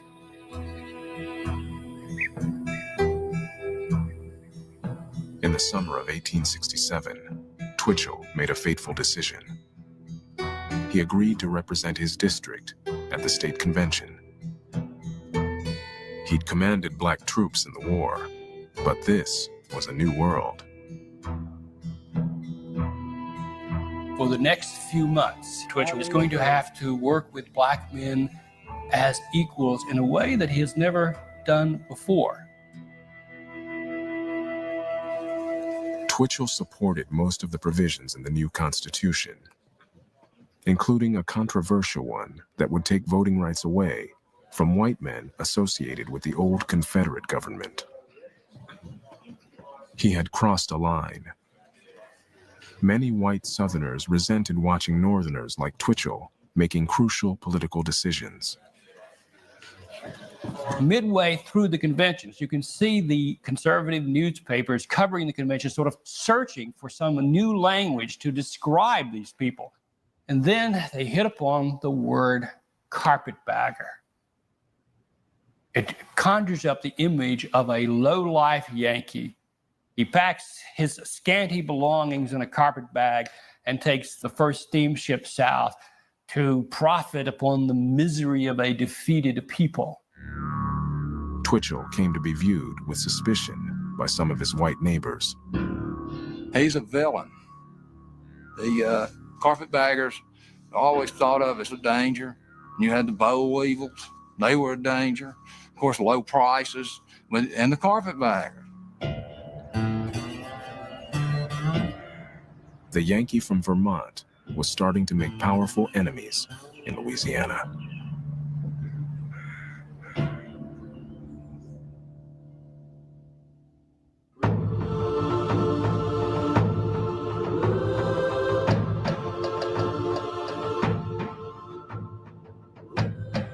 In the summer of 1868, Tunis Campbell entered the Georgia State Legislature in Atlanta.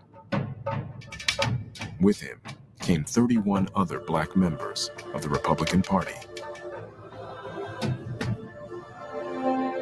The work of remaking the Southern states had begun.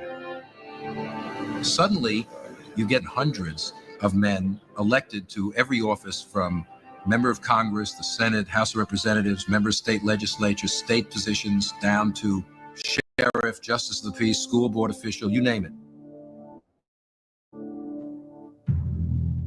For Democrats, who had bitterly resisted the Republican Reconstruction plan, the very idea of Blacks in political office was an aberration. The Negro is unfit to rule the state, the Atlanta Constitution declared. The Democratic Party will protect him in every civil right. It is unwilling, however, to make him congressman, governor, and judge. It will not consent to degrade its own race by elevating an inferior above it.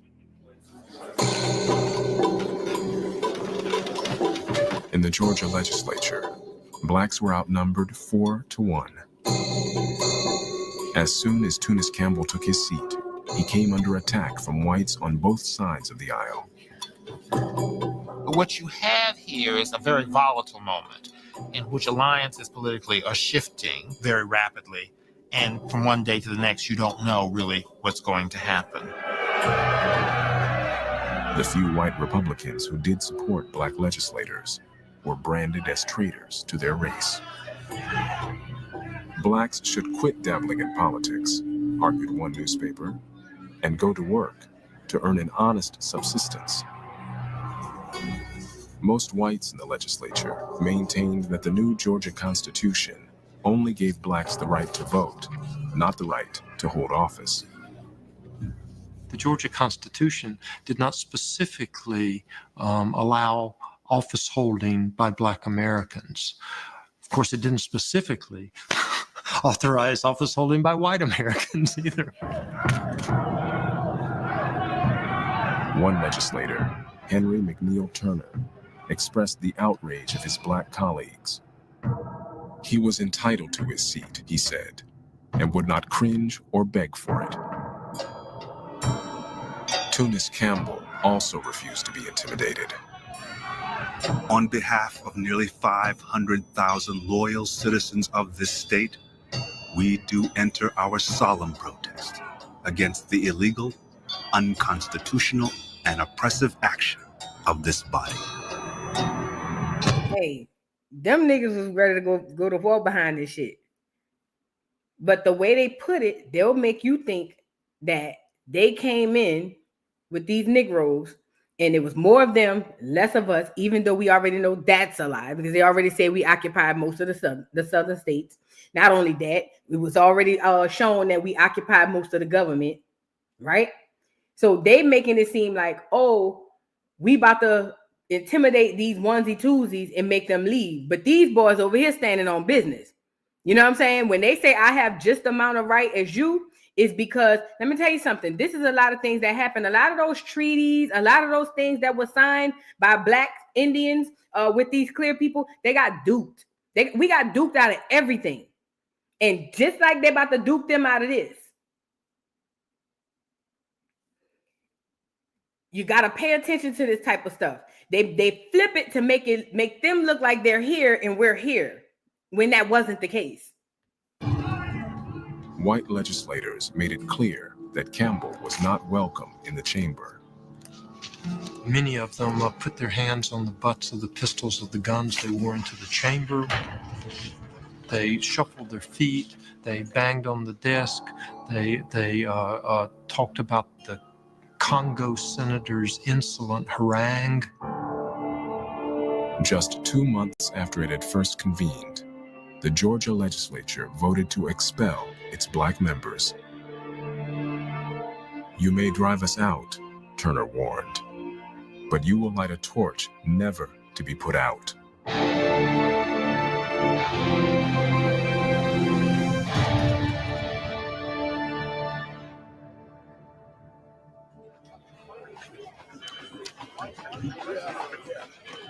Tunis Campbell immediately left for Washington to ask the federal government to intercede in Georgia. The capital was in the midst of the first presidential election since the Civil War. The campaign of 1868 came down to a battle over Reconstruction. The Democrats nominated Horatio Seymour and Frank Blair. Their views were shared by many in populous northern states like New York and New Jersey.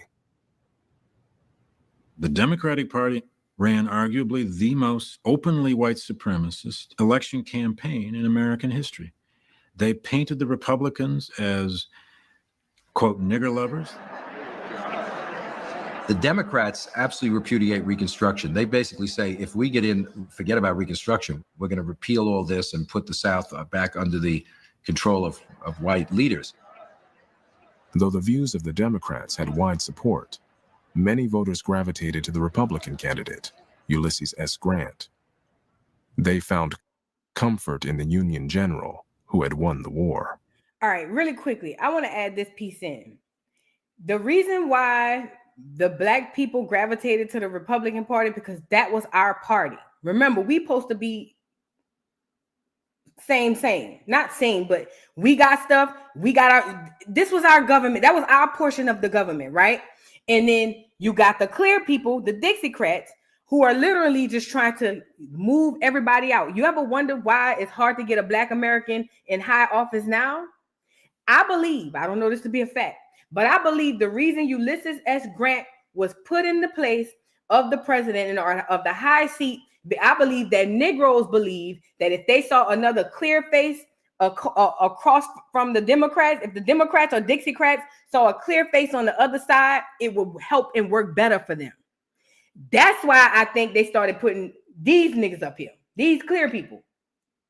Because think about it. The Dixiecrats hate you. They want you exterminated. They won't take everything from you. I believe, now again, I don't know this to be fact. I have to look into it. But I believe that they put him there hoping to get a better outcome. But that was the worst thing they really could have did, because guess what? Guess what? You literally, that's why you can't trust them. You literally placed him there in the hopes that it'll work out, and they stole it from you too. These people working together behind the scenes. And we over here diehard Democrats today because they lied and told us the party switched. I'm talking about battling each other, blocking each other behind the Dixiecrats. We don't even know it. All they did was change the tactic. Instead of hating them out loud, we'll front like we like them and hate them on the bike.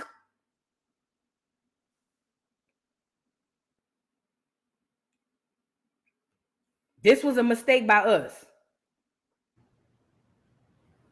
Grant's slogan was "Let us have peace." The general understood that the Northern heart cared deeply about reuniting North and South. He promised to support Reconstruction, but wrap it up quickly. There was a kind of new politics of reconciliation, a need to bring South and North together because it would be good for the economy. It would be good for the federal government. It would be good for expansion and growth. The North was booming. To many voters there, Grant represented a chance to solve the Southern problem. They could then turn their attention to the future.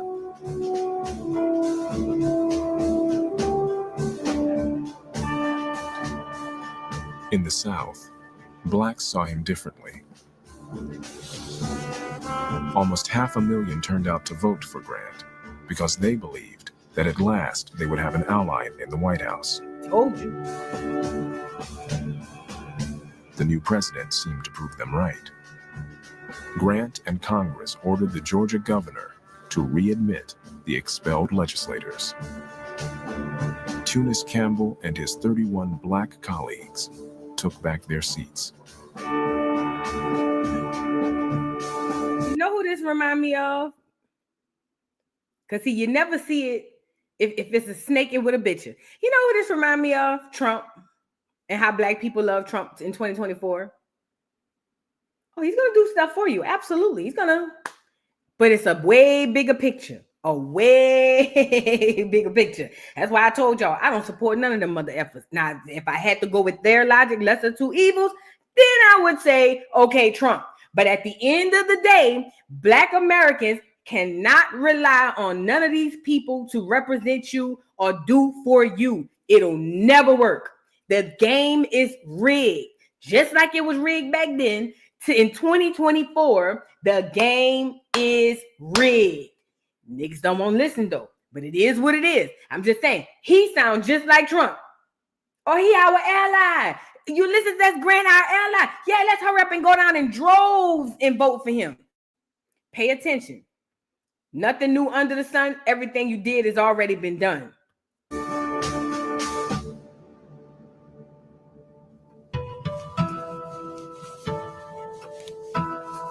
While Tunis Campbell fought aggressively for black rights, John Roy Lynch moved more cautiously. Lynch had been a house slave in Natchez, Mississippi. After the war, he had learned to read, taught himself photography, and worked his way up in the business. I think he only had about 4 months of formal schooling, but he's a very bright young man and a fast learner. He listened, and he was also in the photography business, so he heard a lot of people who could afford to have their pictures taken.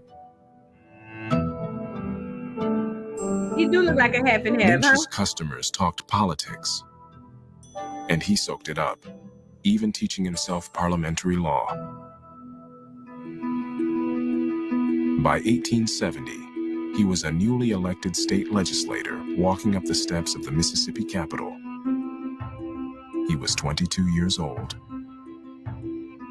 John R. Lynch is one of those guys who is created by the Reconstruction situation. Opportunities open to him which would have been inconceivable before this moment. It's giving Obama tease. He was a house slave. That means one of his parents were clear. And I mean Obama tease as far as like the illusion of blackness, but really wasn't. You see what I'm saying? That's what it's giving. It's giving me op tease. My spidey sense is giving me op tease. This legislature had some very important work before it. The entire government had to be reconstructed so as to place it in perfect harmony with the new order of things. Black legislators, they're not asking for really radical changes. They're asking for deeply American things. Equality in the courthouse, the right to be on juries, the right to testify on your own behalf.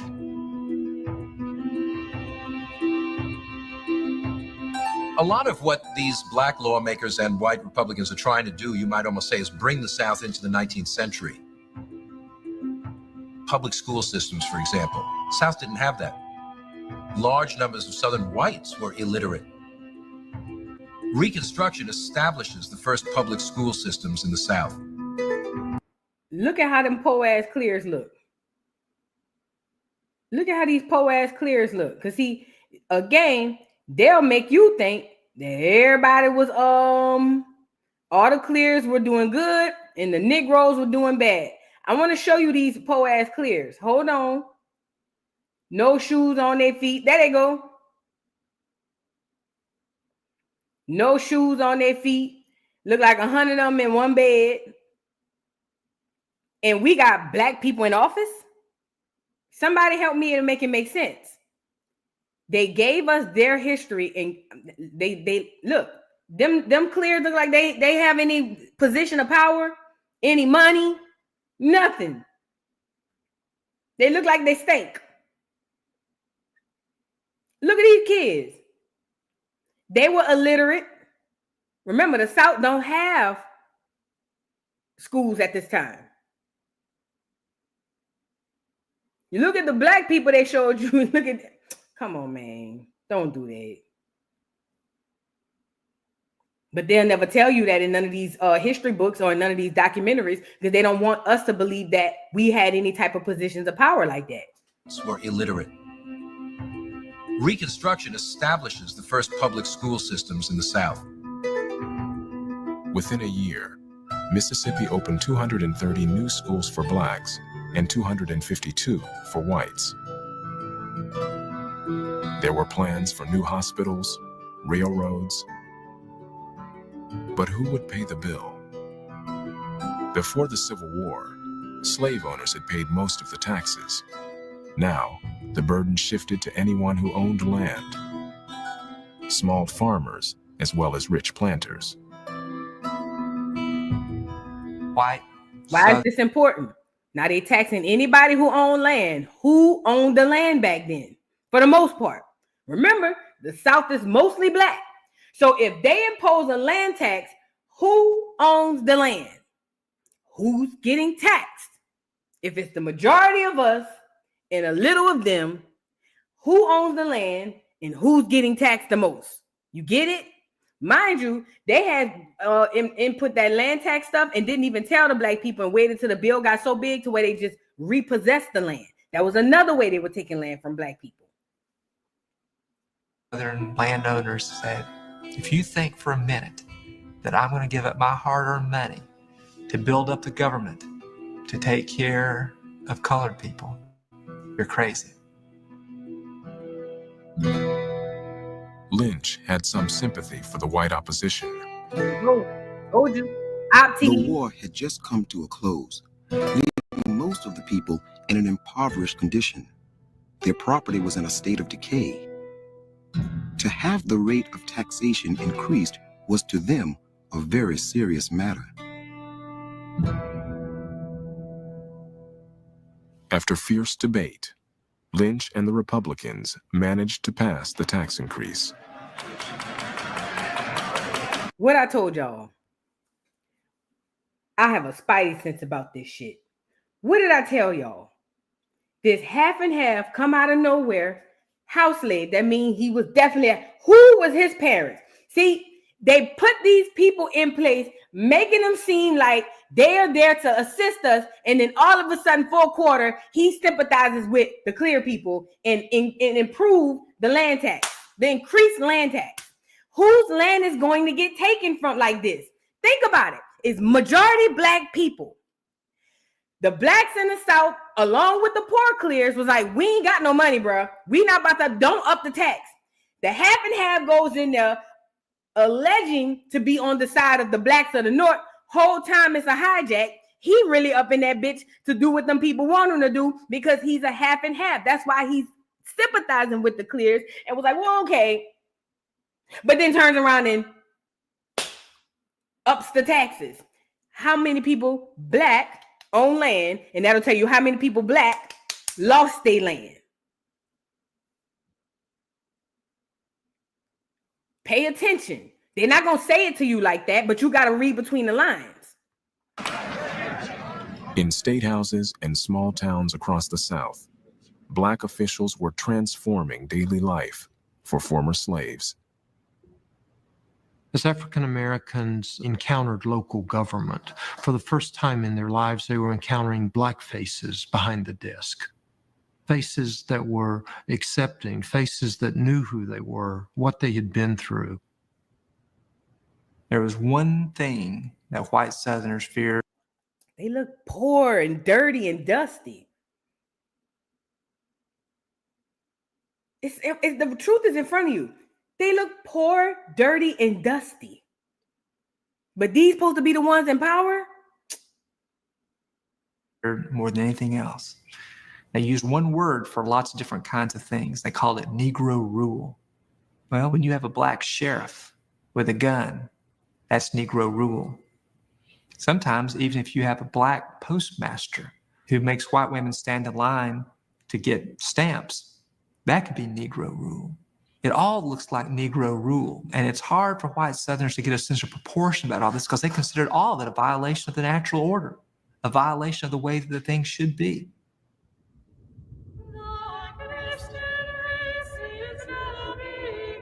And let's be clear, no pun intended. The clears are getting this idea, this mindset from their indoctrination. They're putting us in schools, teaching us one thing. They're putting them in schools, teaching us another thing. It's the same thing with religion. That's why when you go to a Baptist clear church, the message is completely different than the one in a black Baptist church.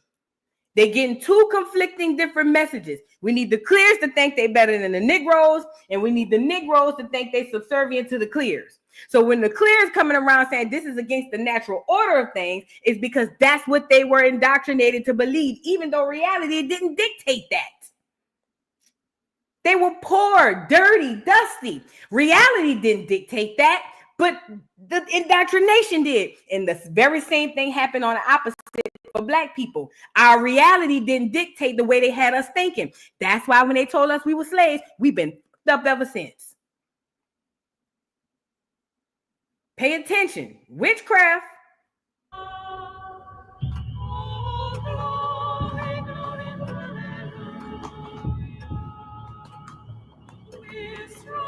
A shadowland of secret clubs and societies began to take shape.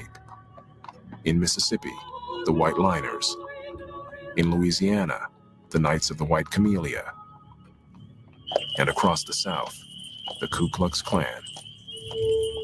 If you grow up in a society and where for centuries you have been taught that other people are your racial inferiors, it's very hard to accept the enormous social change involved in their emancipation. Any benefit that accrued to blackness was interpreted as a loss of whiteness. Education, the acquisition of property, was viewed as somehow unnatural. Indoctrination. Yup, Brianna. Ku Klux Klan does not see itself as lawlessness, but as the law.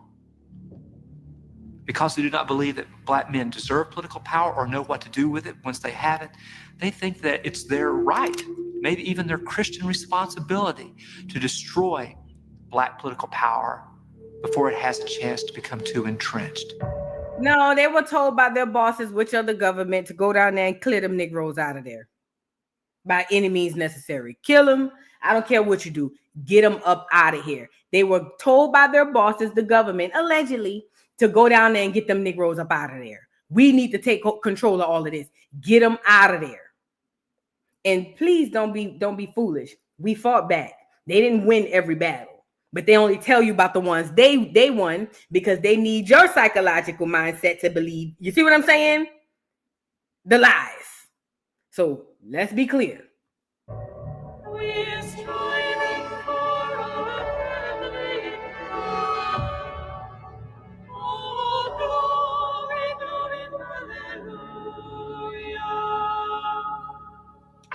Now, I gotta admit, I think the bags were a nice idea, but they could have been done better. Look, hey, the movie be telling y'all, I think the bags were a nice idea, although they could have been done better. Where that damn picture at? Damn. I missed it. Bruh, when I tell you that photo of them bags, don't they look like it's about to come up? Don't them bags look like the ones from Django? Hold on, it's about to come up.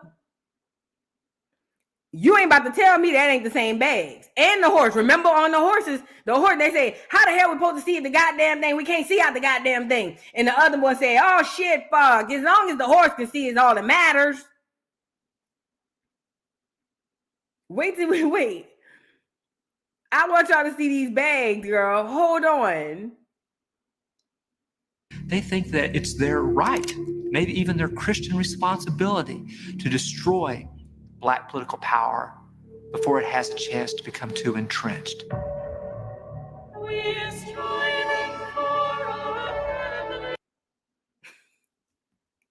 That nigga look like he could see in there. Oh shit, I tore a hole in mine. Do you have an extra bag? No, nobody bought an extra bag.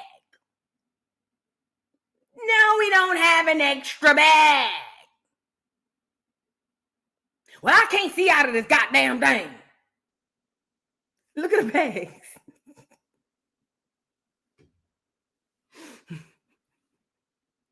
It's not even funny, but it's funny. But look how the movies be depicting this shit, bro. You can't make this up. You can't make this up. Girl, who made them bags? Next time, make your own goddamn bags. And don't be asking me and mine for nothing. Girl.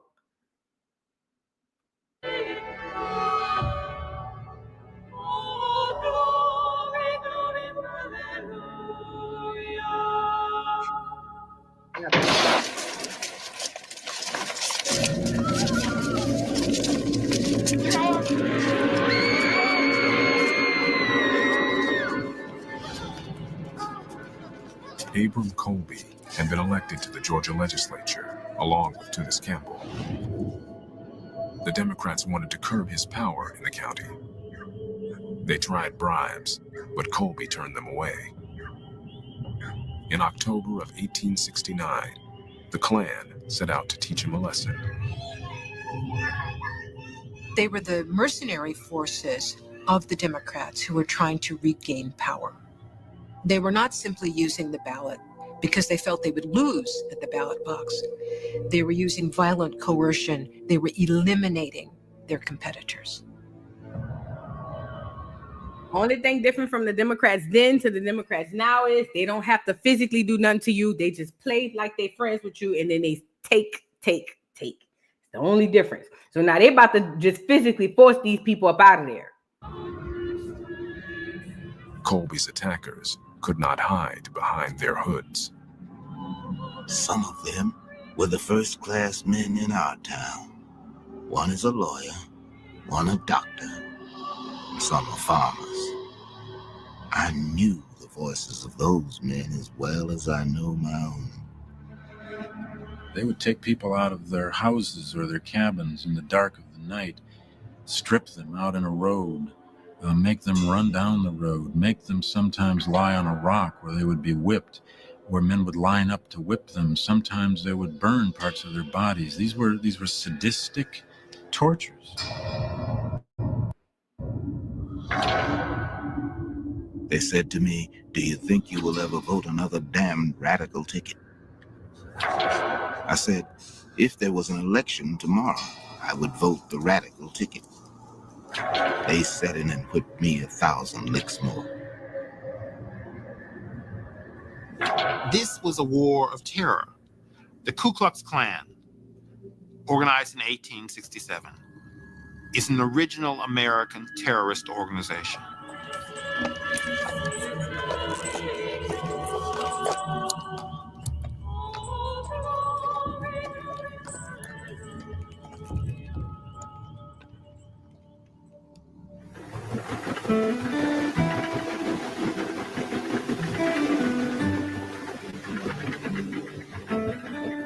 By 1870, 30-year-old Marshall Twitchell had bought another plantation and was starting to make money.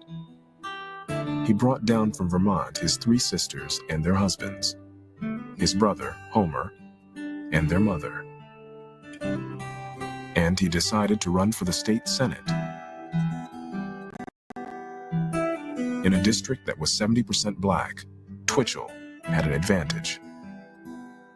One of the things black people most want, they want to be treated with dignity and respect.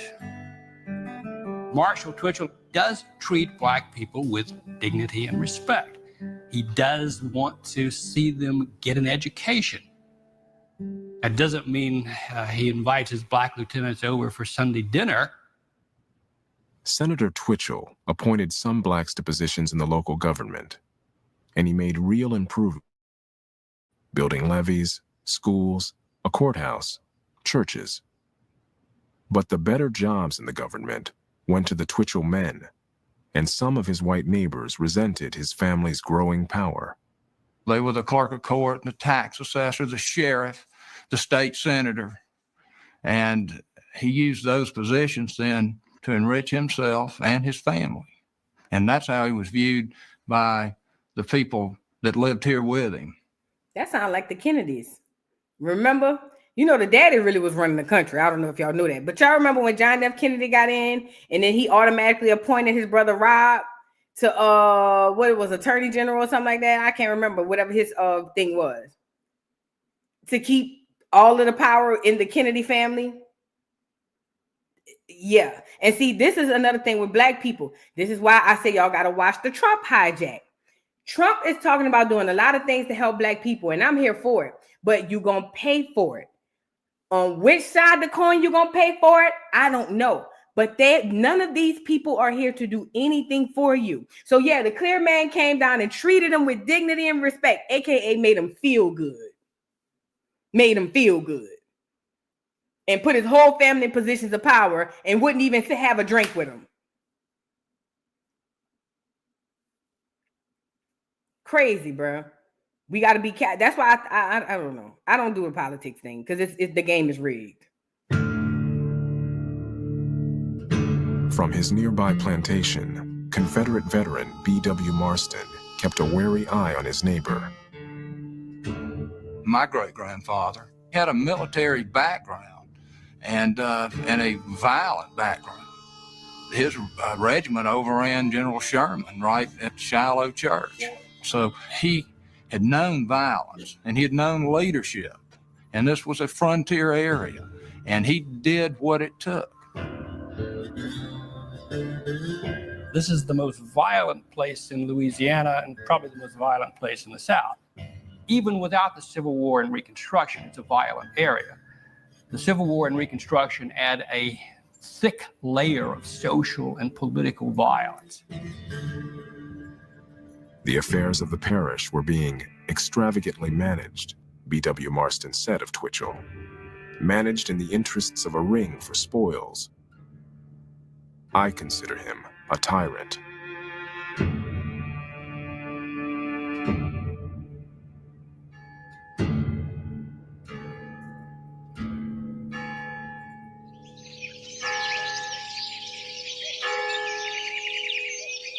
The next morning, I had the bell rung to summon the people here to sign the contract. And then my work began in earnest. Fan Butler was trying to run 2 Georgia plantations by herself. Her father, Pierce, had died of malaria the year before. Fan had 300 laborers working for her, many doing backbreaking, dangerous work in the rice fields. By law, she now had to negotiate annual contracts with each of them. She understood that if she made the concessions that these newly freed people wanted, she wouldn't turn a profit. So what they don't tell y'all too is white people were working over there too, doing that type of work.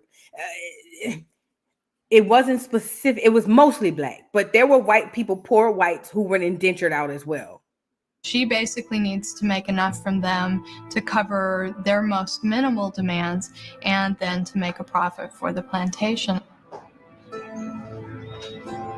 For 6 mortal hours, I sat in the office without once leaving my chair, while the people poured in and poured out. One wanted this altered in the contract, another that. One was willing to work in the mill, but not in the field. And so it went on all day, each one making me sensible, as he called it. Neither she nor the other members of her class know how to handle free labor. What they want is a docile, disciplined labor force. They don't want people asking to be guaranteed their wages. They don't want people asking for time off, because this is just completely unacceptable. Organizing Fan Butler's workers, making sure their demands were heard, was a formidable adversary. Tunis Campbell felt that he could have more impact working directly with his constituents at the grassroots level. He urged Butler's workers to assert their rights. Tunis Campbell told them, if they can get you cheaper, they will. If they can take part of your crop, they will.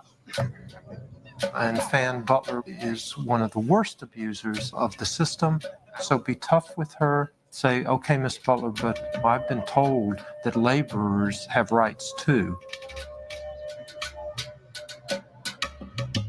Sometimes, Campbell called meetings on the spur of the moment, in the middle of the day. Fan Butler was furious. There seemed to be no remedy for this evil. The Negroes throwing all our authority to the wind and following Campbell wherever he chose to lead them. You better thank a union member. Campbell sounded like the union leader, girl. They formed a union. That's why they would have these meetings. Because remember, after the Civil War, now we have 40-hour work. We have work weeks and all that stuff. Now it's more organized because you got to pay taxes to the federal government, right? it seems to me that the Campbell dude was a union leader. You better thank a union member. You better thank a union member, because the clear woman was trying to screw him over. But the black dude, the union leader, was like, no, you got rights. And under your rights, look, the bylaws and the guidelines say this. So when she say that, don't listen. Go in and say this.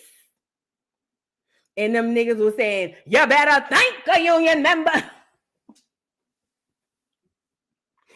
sorry, it just popped in my head. You better thank a union member. We had no proper authorities to appeal to should our Negroes misbehave themselves.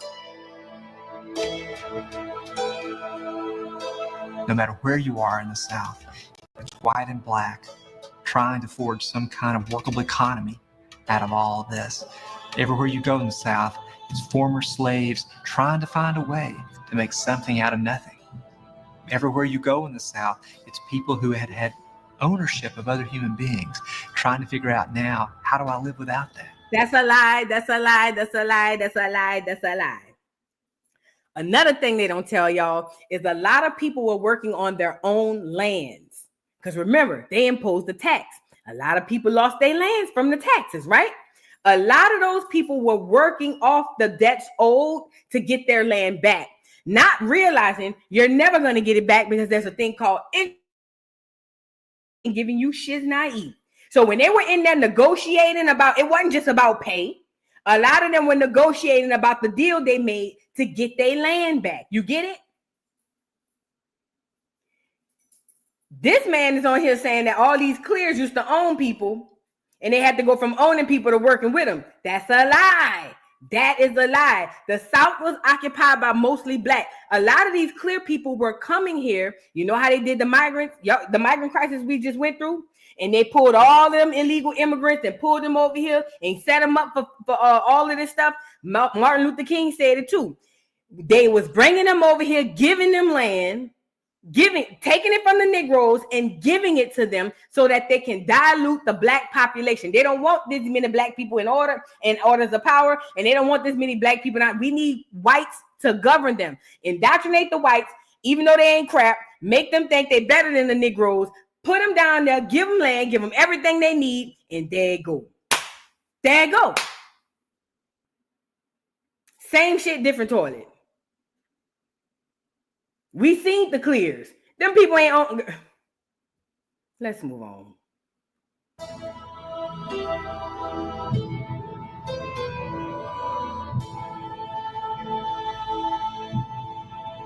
Girl, I would have been pinching the fuck out that baby. I ain't gonna lie. That's bad to say.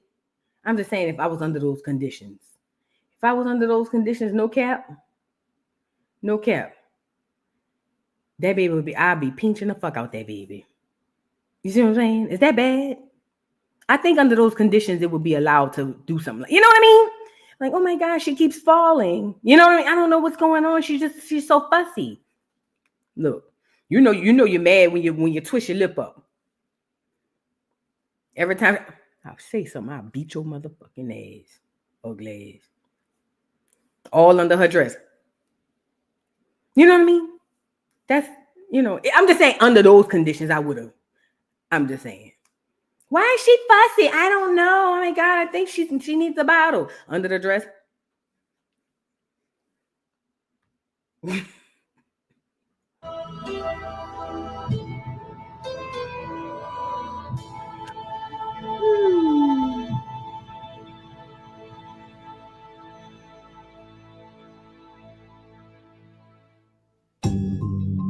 State your age, where you were born, and where you now live. I am 52 years old. I was born in Greene County, and it is my home now, when I can live there.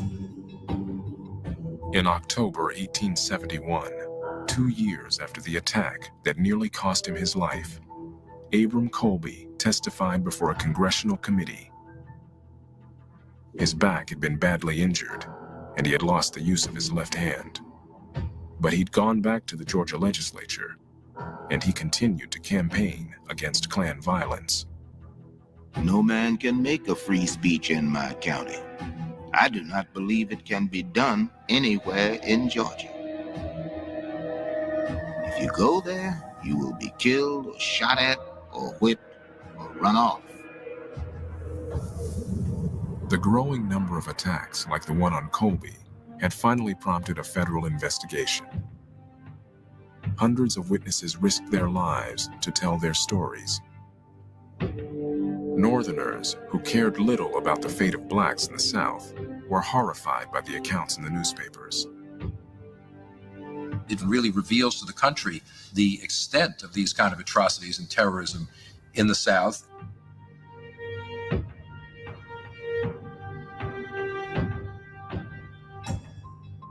Grant realizes we've got to stop this. We can't just allow everything that we're trying to accomplish to be destroyed by the flagrant acts of these white vigilantes in the South. Grant understood that the memories of war, North and South, were still raw, and felt he couldn't risk full-scale intervention. He could, however, set an example in one state, South Carolina, where Klan terror was at its bloodiest. In the fall of 1871, he declared martial law. Scores of suspected Klan leaders were rounded up and tried in federal courts. It's infuriating to white Southerners that they would come in, impose this national power in their own homes, doubt their word, solicit the testimony of former slaves. This is something that would just insult white Southerners more than anything that had been done up to this point. By the end of the trials, federal prosecutors had destroyed the Klan in South Carolina. Grant's crackdown had brought a measure of peace for the time being. Girl, let me tell y'all what was really going on, because they're gonna lie. Girl, what was happening was the Negroes was fighting back. There were parts of the towns in the South that Clears did not go. They wouldn't be there caught dead, because they would literally be dead. Okay. What Ulysses S. Grant was thinking is, we cannot afford to go to war. If we go to war with the Negroes, Clears against the Negroes, we're clearly outnumbered. We will not win. Hear me out. If the Negroes organize, come together, and we go to war with the Clears versus the Negroes, we ain't gonna win. So what happened was, what happened was, he said, hey, KKK, y'all gotta chill. Now, mind you, at the level of the KKK, they just want to go kill some niggers. They don't care about none of that. But he's saying, bigger picture, we cannot afford to go to war with them. We only win the wars we win because of these niggers. If they organize and get together and fight against us the way they've been doing bits and pieces all around the South, we will not win. We're not there yet. We don't have them messed up in the mind yet enough to where we could just boom, boom, boom. We got to tread light. We got to tread light. So he temporarily disbanded the KKK so he can get more Negroes under the mind control so that they won't do what? Rebel. You get it? I know I've indoctrinated the Clears to make them think that they're better than the Negroes, and it works in my favor until it don't. You're going to mess up the plan. You're going to mess up the church's money. Chill. It's a bigger picture here. They will never tell you that the blacks were literally you won't even be able to Google it and find it. They will never tell you that the blacks were fighting back and had occupied places in the South that whites wouldn't dare come. And when they did, they came with the military. Rosewood. Does Tulsa sound familiar? Lake Lanier sound familiar? Whenever they did come, they had to go get backup. You get it? Because they know, even to this day, they are outnumbered. But they don't have to do that now, because they got us thinking we outnumbered. So we ain't gonna do nothing. It's cool. It worked because right now to this day, We believe we outnumber. That's why they always give us these statistics, 13%, 16%, because if you were to ever realize in your mind that you're not the minority, you are actually the majority, and somebody with a bright idea would say, why don't we galvanize and come up with something and go against these clears? They ain't going. You get it? That's why they divert our young boys' attention to killing each other. They need the men to kill each other. That keeps their mind off of actually who they rip. I'm gonna leave that part right there.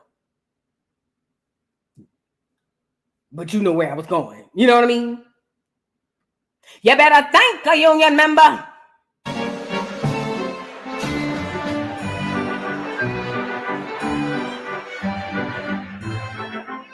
In March 18... Mind you, they still importing clears from all over. Now, they doing it in certain sections at first. So they wasn't importing all of the clears. The Italians didn't get to come to the early 1900s. Those were the bottom of the barrel clears. But for the most part, they're going to get clears from all over the place to come on down to America. They advertising it like a commercial. Girl, come on over. It's Disneyland over here. Come on. You got religious freedom. We're going to give you land. And the clears are coming by the droves. And they are strategically placing them in areas where blacks dominate so that they can then kind of like dense the population. 73, on one of the coldest evenings in Washington history, Ulysses S. Grant celebrated a landslide victory. His crackdown on the Klan had been popular with many Northerners and helped him win a second term. The state's lately... And this is where black people gonna pay on the back end. See, he did so well in the first term. Trump. Pete. ...at war with the general government, he announced confidently, are now rehabilitated. For the first time in American history, blacks had been invited to the inaugural ball. Woo! It's an extraordinary moment in Congress for black congressmen. There were 7 black congressmen from southern states serving in the U.S. House of Representatives, one of whom was John Roy Lynch. Of course. After 2 years in the Mississippi legislature, Lynch was elected to Congress. Just 25, he was the youngest member of the U.S. House. Only 10 years before, Lynch had been a slave. Now he was a congressman, part of a generation of Republican legislators trying to build a new South. The Republicans say, we're not just trying to do things for black people, we're trying to improve the entire economy and fairness for all people. Who that sound like? I'm not just going to do something that only benefits black people. No. Because whatever benefits black people will benefit all people. Scammer. Now, this is supposed to be a half and half. He might be a foreigner with a hard R. We just don't know it. You know what I'm saying? But he's black looking. They just tried the same hijack with Scammer, and it worked the first time. They just tried the same hijack with Scammer. Posit yourself as if you're for the blacks, and then when you get in a position of power, say, nah, this for everybody. I'm not gonna do nothing just for the blacks. I'm gonna do something for everybody. History repeats itself. These railroads aren't just going to help black people. And somebody is going to have to take care of ill people who can't take care of themselves. And you poor white families would also like to have schools for your children, wouldn't you?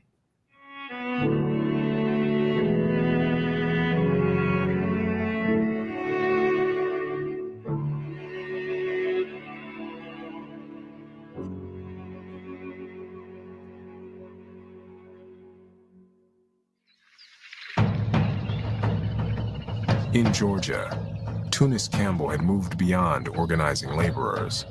He was now rewriting the codes of behavior for freedmen. Tunis Campbell was determined not to let whites overcome blacks in areas that he could control.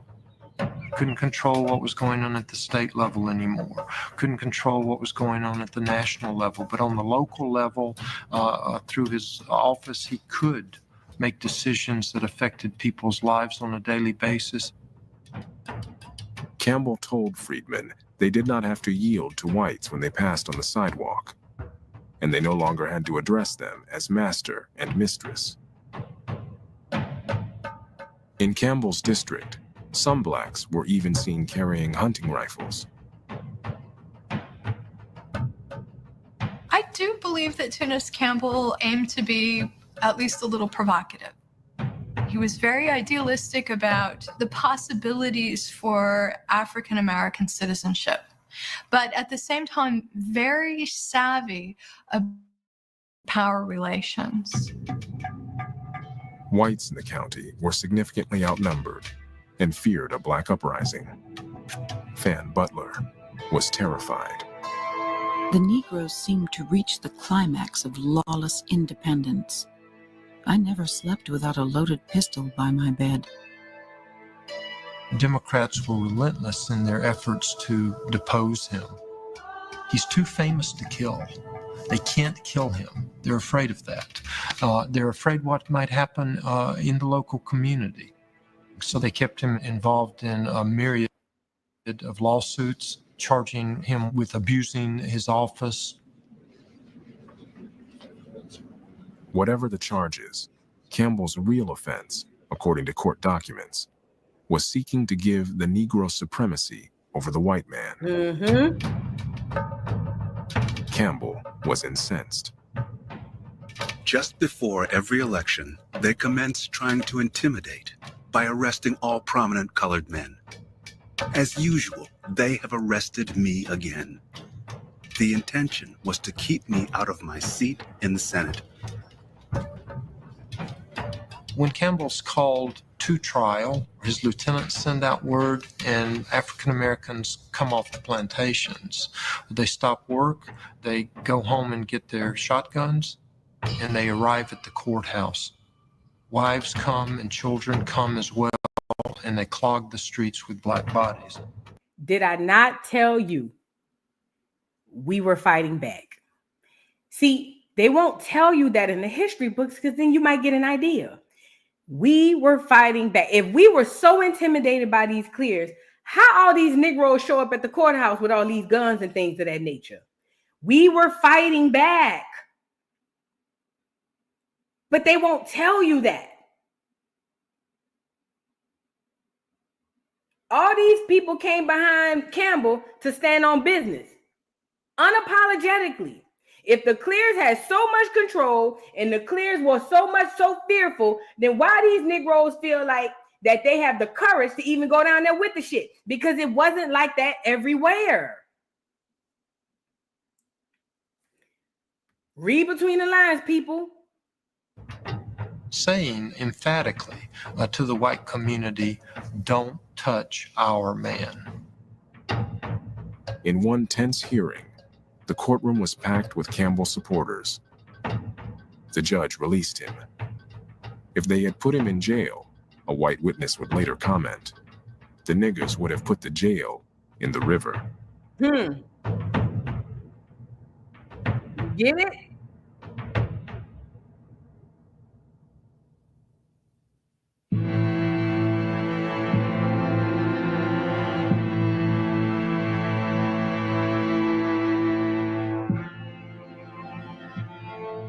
In early 1873, a series of articles began to appear in the New York Tribune.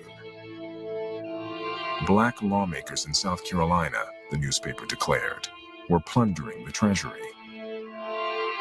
All through that winter, fresh accusations surfaced. The charges were highly exaggerated, but they contained an element of truth. What's happening is that a lot more money is flowing through these state governments. They're doing a lot more things than the governments had in the past. And also, a lot of the Republican legislators are not people with any significant livelihood other than being an office holder. And so there begins to develop this sense of, well, make some money while you can. In the North, corruption was just as widespread. But South Carolina, the only state with a black majority legislature, was an easy target.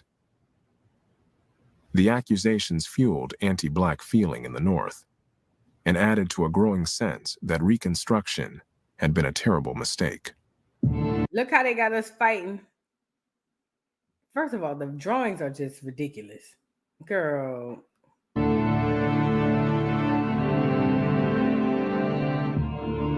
That fall, frightening news from Wall Street gripped the North and eclipsed the troubled conversation about Reconstruction.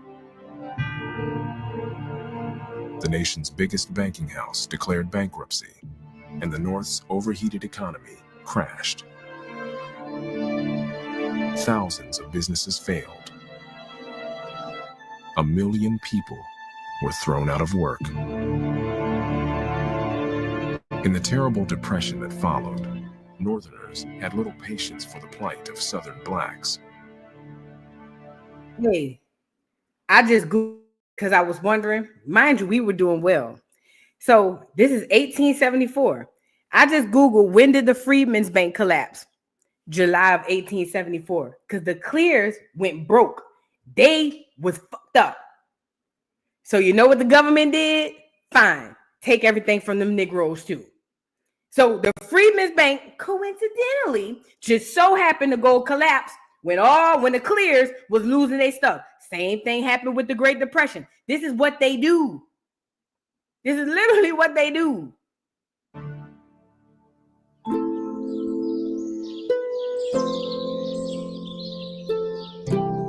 Increasingly, they were falling under the spell of a more romantic idea of the South. A growing legend of a lost civilization.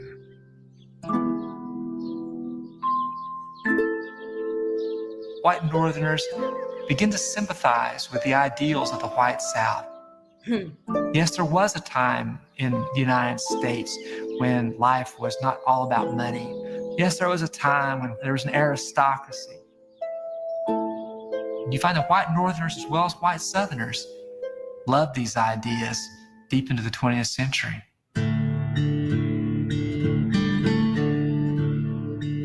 It came to be called the Lost Cause. The White South's own version of its history became a kind of civic religion. White Southerners began to build memorials, consecrate battlefields. It was their way of dealing with loss. 18% of white Southern men of military age are killed in the war. 80,000 widows in Alabama applying for support and aid.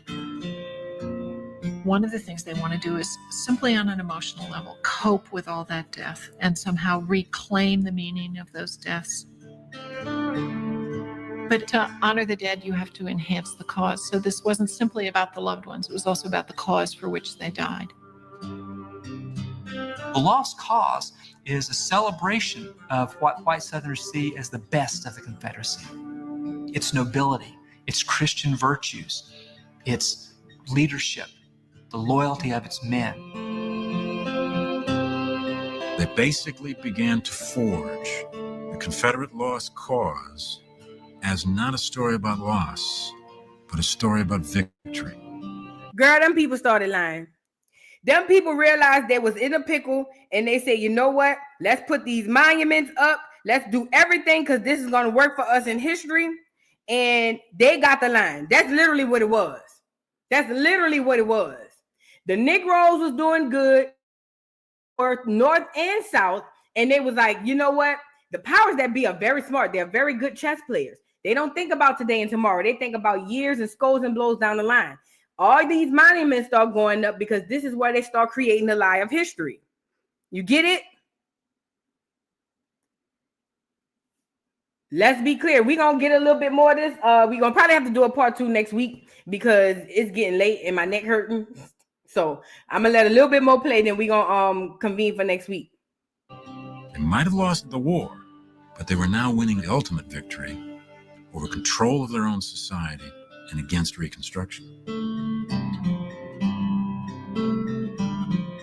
Democrats took back power in Virginia, North Carolina, Tennessee, Georgia, Alabama, Arkansas, Texas.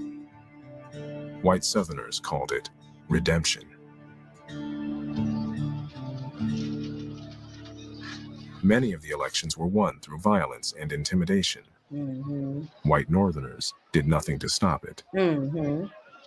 I think a key part of it is race and the basic agreement North and South, among white Americans about the need for subordination of African Americans. Lured by the myth of the Old South, Northern tourists began to flock to the moss-covered plantations of Georgia, Virginia, Florida. Travel guides suggested that whites and freedmen had learned to live together in harmony.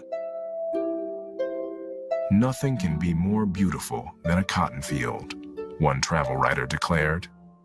When the snowy globes of wool are ready for picking, and the swart laborers, with sacks suspended from their shoulders, wander between the rows.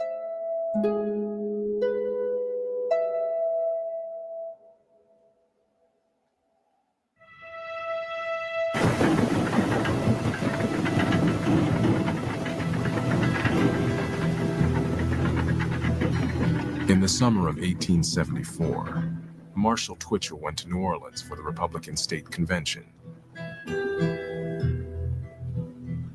His brother-in-law, Frank Edgerton, the sheriff of Coushatta, wrote him a letter warning that some of the leading men in town had formed a chapter of the White League.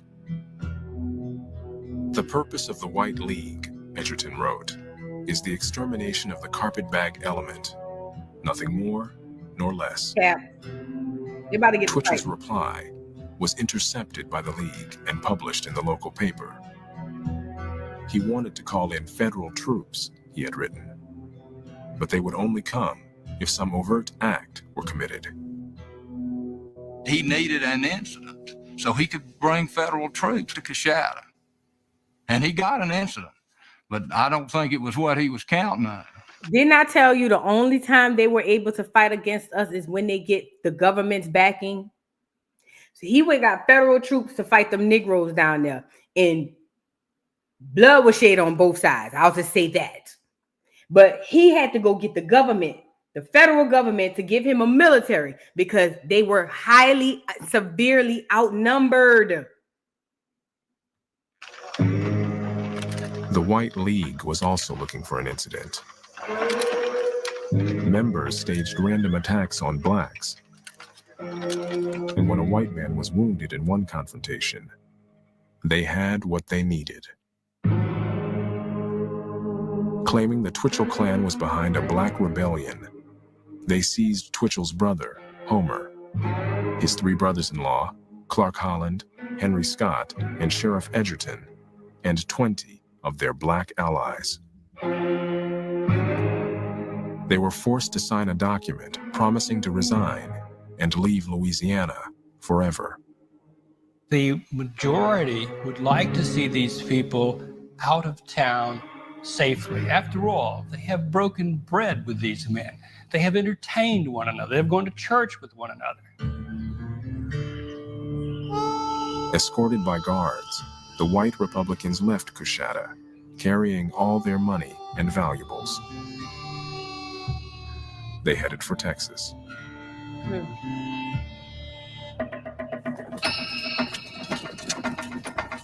They haven't gone far when they look back and see a large body of 30 or 40 men riding hard, closing in upon them. Out front is a heavily bearded man, sweat just streaming from his body. And as he approaches the rear guard, he screams out, "Get out of the way or share the prisoner's fate." The guards get out of the way. They offer no resistance. At the head of the column, the 6 Republicans suddenly see these men coming down upon them, and one of them screams out, "Mount and ride for your lives." And almost immediately, 3 of them are shot from the saddle.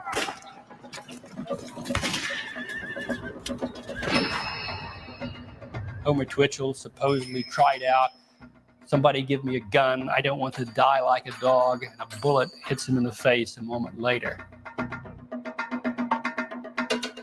Homer and 2 others were killed instantly. The other 3 were captured and shot.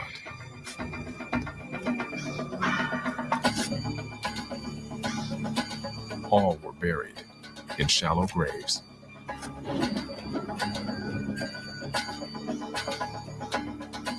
Once they were arrested, they were going to die. They had to, because these men would have come back with a military force, the likes of which Red River Parish had never seen, and there would be military tribunals for all of the people involved in this uprising. The following morning, Twitchell got the terrible news. I imagine Twitchell reading that telegram and reading it again and reading it again, thinking there's got to be some mistake. They can't all be dead. Surely some of them were simply wounded. The Coushatta massacre made headlines across the country. Many people were shocked that the violence in the South was now targeting whites. All these people who were killed are office holders. So you've taken the public officials of Red River Parish and simply executed them. And if it can happen in Red River, it can happen anywhere. And for Freedman, if the White League can take white Republican officials and execute them in cold blood, what can they do to us? Nobody is safe. For weeks following the massacre, local black leaders slept in the woods at night.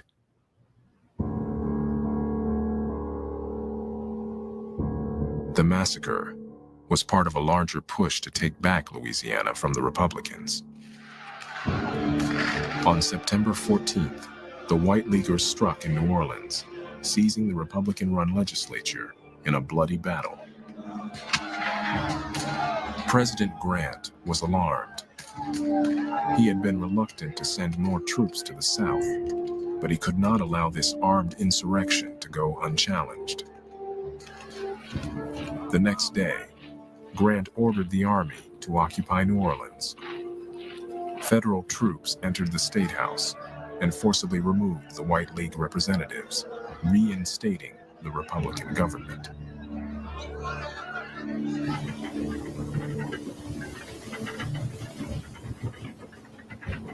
Twitchell went back to Coushatta, escorted by soldiers from the 3rd U.S. Infantry. He carried with him a long list of suspects. My great-grandfather, Captain Marston, was rounded up in this. He writes about it. He felt as if he was dragged before the carpetbagger court, a Yankee judge, as he called him.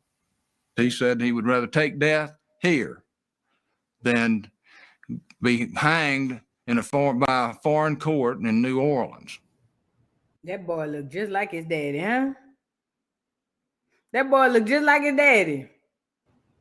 In all, 25 people are arrested for complicity in the Coushatta massacre. These people are housed in the Coushatta courthouse, but they will never be brought to trial. Twitchell can never get the evidence that will permit him to bring these people to trial, although he will keep trying, with perhaps disastrous results. Grant's intervention in New Orleans backfired. The spectacle of federal soldiers marching into a state legislature was a shock, not only in the South, but all across the North. Many felt that Grant had gone too far, overstepped his constitutional powers. If this can be done in Louisiana, said one senator, how long before it can be done in Massachusetts and in Ohio?